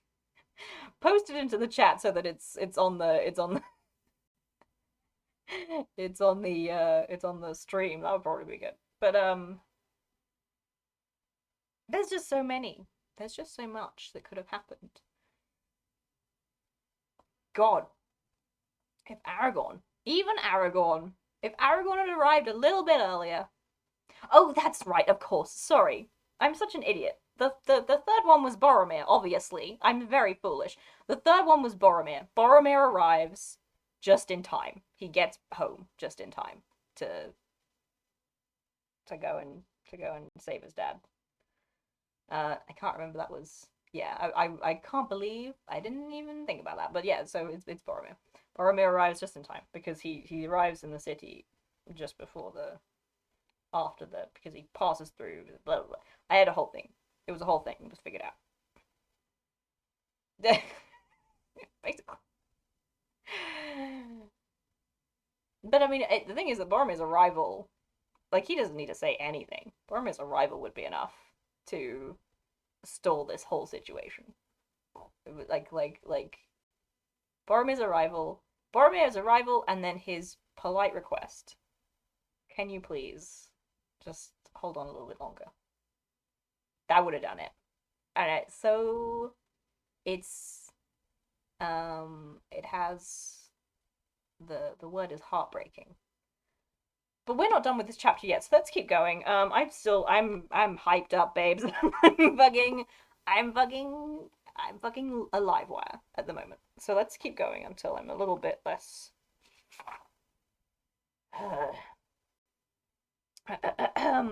what time is it? It's 10 o'clock. We have been going for 2 hours. Let's just go a little. Hang on. Well, I guess this is actually quite. No, we're nearly done with the chapter. Let's finish the chapter. Okay. At length they came back to the steward's door, and Beregond looked with grief at the porter.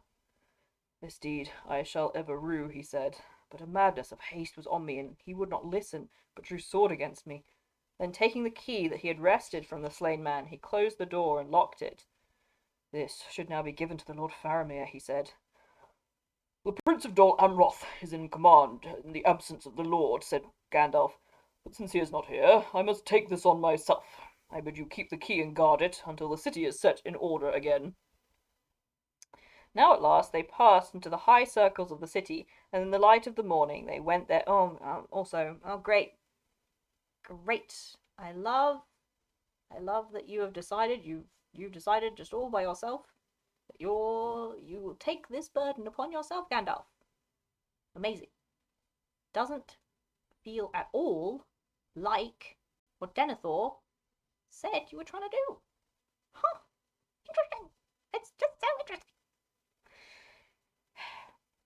Now they passed into the high circles of the city, and in the light of morning they went their way towards the houses of healing. And these were fair houses set apart for the care of those who were grievously sick, but now they were prepared for the tending of men hurt in battle or dying.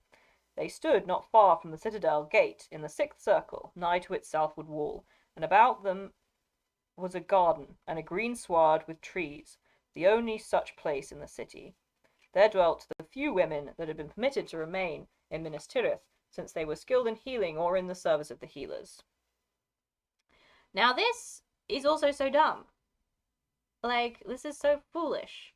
It's like this is Tolkien sexism showing beyond historical fact, because like there are other things that women could be very useful for that they definitely were, that like in a siege there's things that the things for them, but no, only the ones that can heal people were allowed to stay in Minas Tirith, apparently. Which is where my irritation with like this kind of like brush off of Tolkien sexism comes from. Like, it's anyway. But even as Gandalf and his companions came carrying the bier to the main door of the houses, they heard a great cry that went up from the field before the gate, and rising shrill and piercing into the sky, passed and died away on the wind. Exactly. Exactly, though. Like, just carrying stuff is very useful. People need things and need to not leave the place where they are to get them. And women can do that. They don't have to be trained or anything. So if they wanted to stay, they can stay.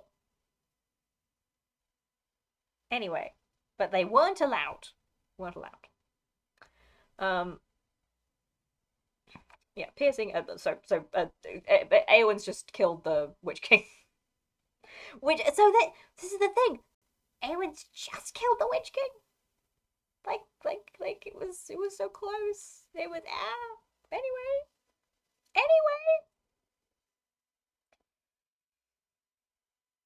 Carrying the bites to the main doors of the houses, they heard a great cry that went up from the field before the gate, and rising shrill and piercing into the sky, passed and died away on the wind. So terrible was the cry that for a moment all stood still, and yet when it had passed, suddenly their hearts were lifted up in such hope as they had not known since the darkness came out of the east, and it seemed to them that the light grew clear and the sun broke through the clouds. But Gandalf's face was grave and sad. Oh, was it? Oh, boo-hoo, I'm so sorry. And bidding Beregond and Pippin to take Faramir into the houses of healing, he went up onto the walls nearby, and there, like a figure carven in white, he stood in the new sun and looked out, and he beheld, with the sight that was given to him, all that had befallen. And when Eomer rode out from the forefront of his battle, and stood beside those who lay upon the field, he sighed, and he cast his cloak about him again, and went from the walls. And Beregond and Pippin found him standing in thought before the doors of the houses when they came out. They looked at him, and for a while he was silent. Where is all of this needed haste that you had? Where is all of this? Where is all this haste that you had before? This like, oh, I can't leave. But no, now he's got to stand and think so bloody much about nothing that needs. Like, he doesn't have to do this. He literally keeps Beregond can fight. He's literally keeping him just standing there staring at him for effect. Because he's got to pretend to be. See, now he's got to pretend to be sad about Theoden. He's got to pretend to be sad about it.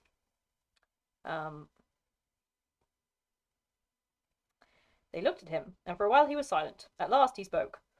"My friends," he said, "and all of you people of this city, and of the western lands, things of great sorrow and renown have come to pass.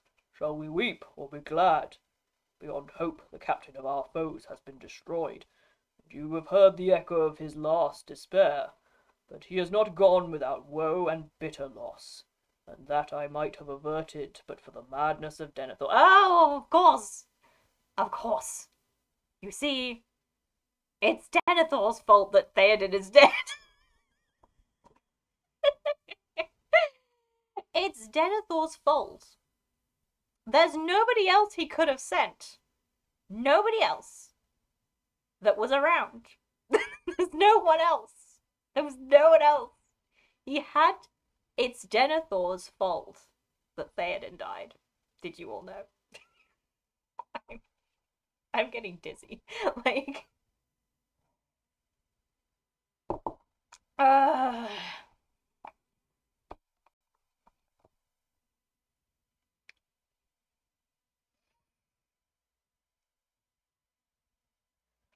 So long has the reach of our enemy become.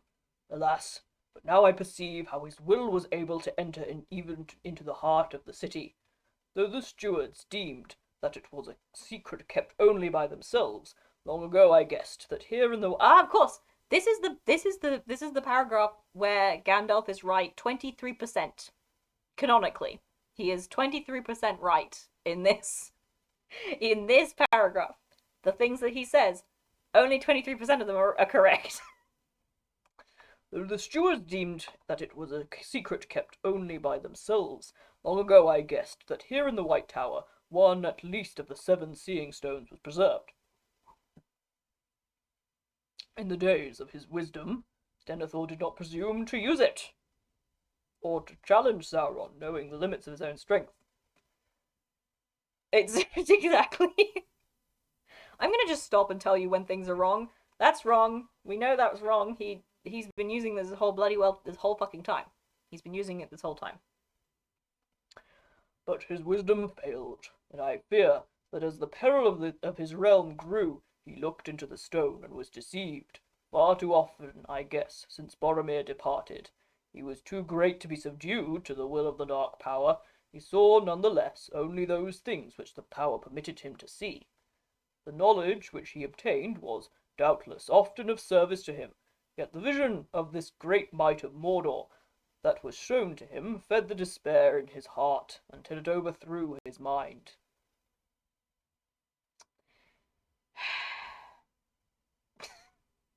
So, oh, there's a typo in here. It says Boromir instead of Boromir. Yeah. So wisdom failed. No, obviously he was using it this whole time. And he wasn't deceived. It's very the white of him. It's true. It's true. It's very the white of him. Yeah. So he was, but deceived. No, there is no part of the things that Denethor saw in the Palantir that are wrong. And we're also pretty sure that he didn't. That this bit as well. Like, it's okay. Now I understand what seemed so strange to me, said Pippin, shuddering at his memories as he spoke. The Lord went away from the room where Faramir lay, and it was only when he returned that I first thought he was changed, old and broken. It was in the very hour that Faramir was brought to the tower that many of us saw a strange light in the topmost chamber, said Beregond. But we have seen that light before, and it has long been rumoured in the city that the Lord would at times wrestle in thought with his enemy. Alas, that I have guessed rightly, said Gandalf. Now, here again, he admits it's a guess. I love it when he admits it's a guess. Thus the will of Sauron entered into Minas Tirith, and thus I have been delayed here, and here I shall still be forced to remain, for I shall soon have other charges, not Faramir only. Now I must go down to meet those who come. I have seen a sight upon the field that is grievous to my heart, and greater sorrow may yet come to pass. Come with me, Pippin, but you, Beregond, should return to the citadel and tell the chief of the guard there what has befallen. It will be his duty, I fear, to withdraw you from the guard, but say to him that if I may give him counsel, you should be sent to the houses of healing, to be the guard and servant of your captain, and to be at his side when he wakes, if that shall ever be again. For by you now he was saved by the fire. Go now, I shall return soon. With that he turned away, and went with Pippin down towards the lower city. And even as they hastened on their way, the wind brought a grey rain, and all the fires sank, and there arose a great smoke before them.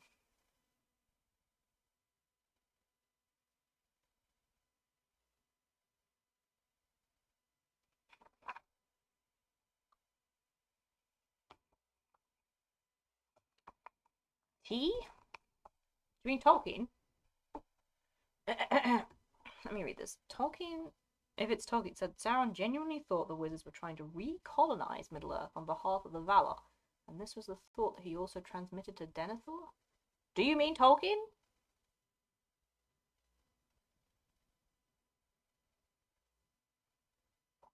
That's the end, by the way. That's the end of that chapter. And I think we're stopping because I need to calm down. I need to calm down. Oh yes, how was I feeling? And I can't deal with that. I can't deal with Aragorn today. Can't deal with Aragorn today. Can't deal with it.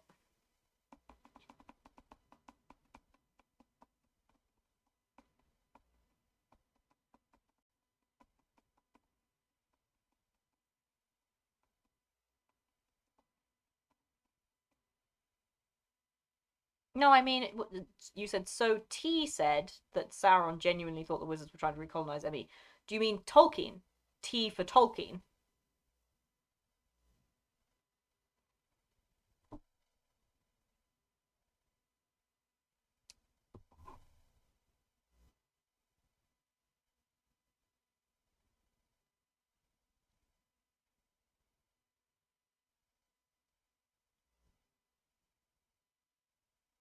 While you answer that, I'll just say, no, but yes, I know, but no, yes, I was about to say that, but in the paragraph that you sent, you said, interesting. So T said that Sauron genuinely thought the wizards were trying to recolonize Emmy. Yes, okay, T for Tolkien, okay. Um, yes, no, exactly. Yeah, like that's literally the case. That like colonize, like recolonize doesn't necessarily explain like exactly what's going on, but in essentials, that is what happens. Like Aragorn is the icon of the Valorin. Like he is divinely graced to do this. He is the return of Ilúvatarism, essentially, like proper Ilúvatarism. The will of God is in him. Ugh. The will of God is in him, and he is divinely ordained by God to be king. And by him being in control of it, and then he's in control of Gondor, and then he reinstates Arnor, so his reach all goes all the way out there, and so religious, I imagine religiously there would be a lot of change in people's lives, and then he subjugates the South, and turns it that way again, and so yes, in every respect, Middle Earth is reclaimed by the Valar, basically, on behalf of the Valar. And so yeah, so but Denethor already knew that. Like he didn't need Sauron to tell him that. Like Denethor was already very aware of Gandalf's manipulating of him, because Gandalf did do that. Like there's no part of Denethor's rant that is false. He is saying true things as he has perceived them his whole life. And he didn't need Sauron to tell him that for him to get there. Like Sauron, like I whatever Tolkien says. Because again, but well, okay, that's true. That's true. Yes, that wasn't the plan. But also, but then again, like Denethor says is like you'll be the hand behind him. I mean, in essentials, he is like Gandalf does not need to stand behind Aragorn and tell him what to do for Aragorn to do everything that Gandalf will want him to do and that God will want him to do. Like Aragorn is already pre-made. He's pre-made to be this this entirely faithful creature. Um there's no part of his of the things that he does that would be against the Valar's will or Gandalf's will for that matter. Like it's a done deal. It's perfectly safe. Gandalf does not need to trouble himself with monitoring him or telling him what to do because he's already doing what they want him to do, which is to be to maintain the uh not necessarily worship, but the like prominence of Eru as the one true god, which was the basic, which again also Tolkien has said is the actual point of what's happening apparently. Like in that letter that he sent where he was talking about how even if the forces of good had like used terrible terrible um things, then it wouldn't have mattered because their the actual point of their motive would have their motive would have justified any means. Essentially any means would have justified their would have been justified by their motive, and their motive was to like dethrone Sauron as a what's the word, as a pretender to the throne of God, essentially. So, and yes, no, Gandalf was always going to depart, but that's the point. Like his plan, and Eru's plan, um, yeah, exactly. Eru's plan and his plan had always been to, to reinstate Eru as the prime, like divine force. No one else was allowed to pretend to that throne. And in doing that, they could do anything. It didn't matter what they did. It didn't matter their motives. It doesn't matter their means at all. No matter what they did, it was for the good of. It was good, divinely ordained good. Like there's no. Yeah. So so the kind of like, yes, exactly, like it wouldn't like there like it would be, oh, what a shame that we had to resort to that was a shame, but it was still in the right. There was still it was they still wouldn't be punished for it. Essentially it would not be something that they would be punished for, whereas Denethor, has who did want, like he like again he's not completely not a Catholic. He did he is faithful in that he is still waiting. Like when he says the West has failed. When he says that, he's sort of meaning it in a kind of like he was maybe waiting for the West to succeed. Like he would have, but yeah. Anyway, like he's in this rock and a hard place. Exactly. This is what gets me every time. Well, like, because okay, the thing is, I don't even. I think if I went and asked Tolkien, is this book about a holy war? Tolkien would say no. He would say no. He writes random nonsense in his letters, and he never said that it was about that. Like he says, he has a bit where he says, what is it? That the fight was like he's talking about the fight specifically. The book is about it being a good book. I maintain this persistently. The book he wrote because he wanted to write a good book. And it's not about anything specifically, which is why whenever people try to say it's about something, it always falls a bit flat. Admittedly, saying about a holy war does fit the best. It's the one that is least difficult to wrangle around. But but But yeah, like there's no part of this book that is like this kind of moral about friendship. Like the friendship is there. Well, he's wrong. He's wrong. He's wrong. It's not about death. I mean, there's a lot of death in it, certainly. Um, I maintain that Tolkien did not reread his book once he finished it. I maintain that Tolkien wrote the book and then continued throughout his life to say things about it, but didn't read it again. And then said stuff that he because he just forgot other stuff that he wrote in it. I maintain this. I am almost certain this is the case. Um, because because like because it's his what he's saying is what he takes out of the book. So in the end, what he was taking out of the book was death, which is perfectly fine for him to do.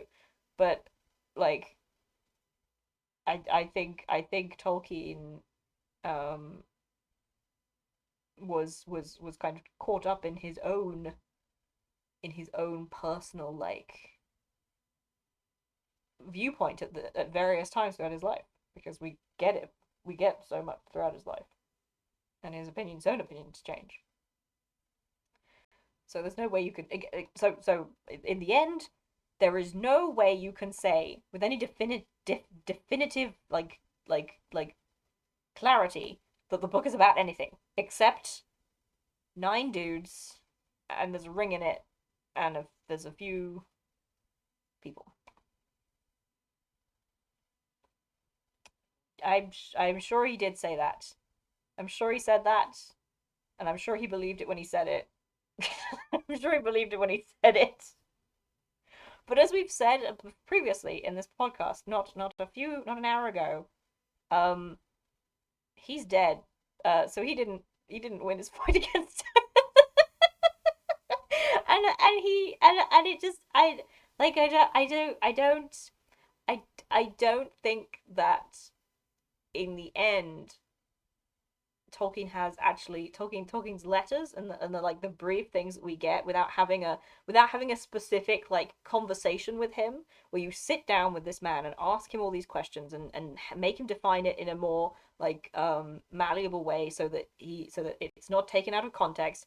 There is no Tolkien's letters have no more authority over the book than a reader's own impression of it.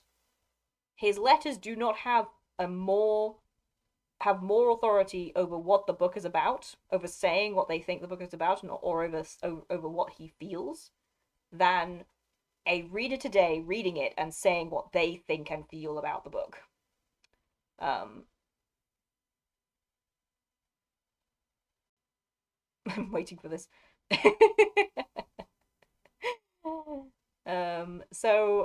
So yeah, it's okay.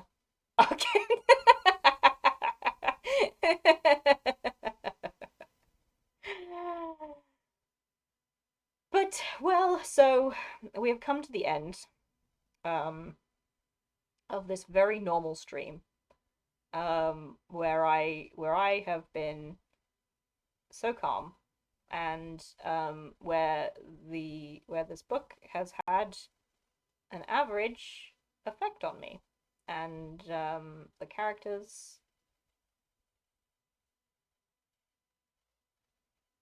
Thank you so very much, Mikey. This was very good. It was very good fun. I've missed doing it. I'm finally well again to do it, and I think I'll try again. It's the most normal thing that's ever happened. It's true. Most normal thing. Um, I will try again to get back to doing it every Monday now that I'm recovered somewhat from from January. Everything that happened in January. Um, yeah. You're all very welcome. I'm glad you all enjoyed it. I had a good time. It was a very good time. It's very enjoyable. Had a good time.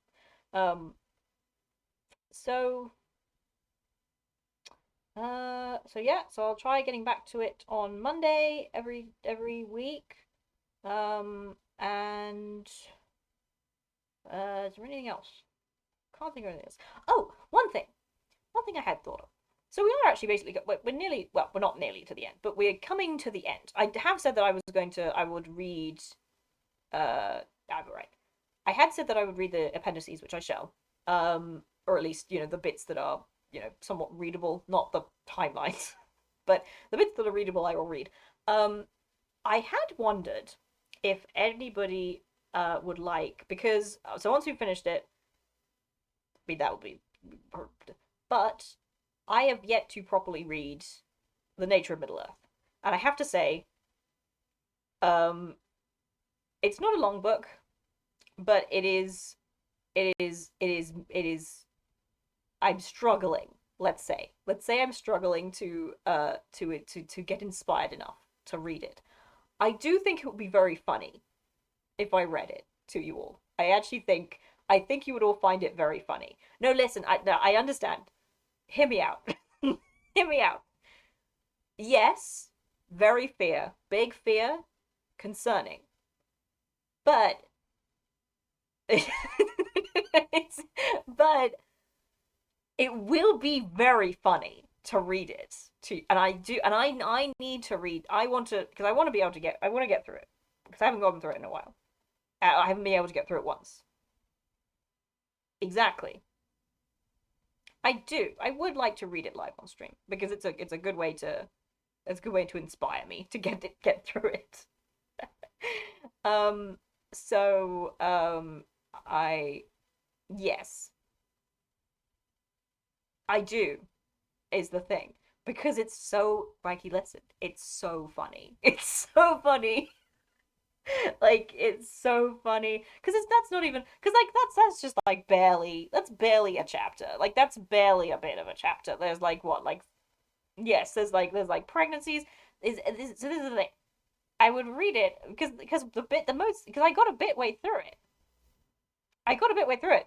The thing that stands out to me most of the tiny bit that I got into was the fact that Numenor canonically now has a vast population of bears that all really like the Numenorians. And every year, the bears come into the capital city of Numenor and into the square, and they all dance for the Numenorians. But it's very important.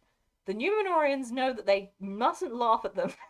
They mustn't laugh at them, because if they laugh, then it makes yes, I will read all the math aloud. Yes, so the bears get angry if you laugh at them when they're dancing, and then they attack everybody, and it's a huge big deal.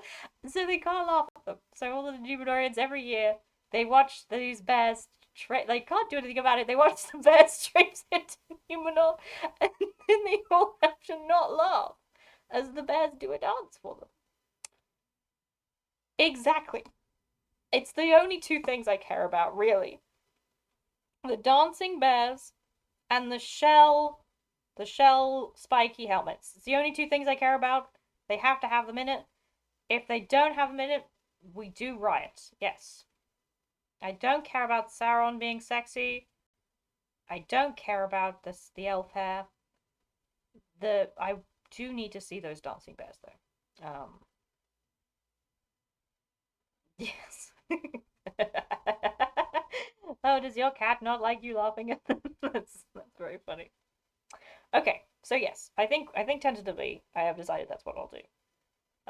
And maybe if I, because it's not a long book, it's very short for in terms of like a a Tolkien lore book. It's one of the shortest. I'm pondering if I should read the Unfinished Tales after that, or the bits that I care about the Unfinished Tales. Maybe I'll read The Hobbit, because I've enjoyed doing this. I don't want to stop just yet. I might read The Hobbit. We'll see. We will see. We shall see. But Nature Middle Earth first, just because I need to get through it, and it's a good way to get me through the book. So yes, thank you all very much again for coming in and joining me once again, and watching me be so normal. We'll try again next week. I think I will try. I think I will try to do it at 6:30 again because I think that's best for Kaz. And yeah, if that's good for everybody have a good night or a good day, and I'll see you all later. Toodaloo.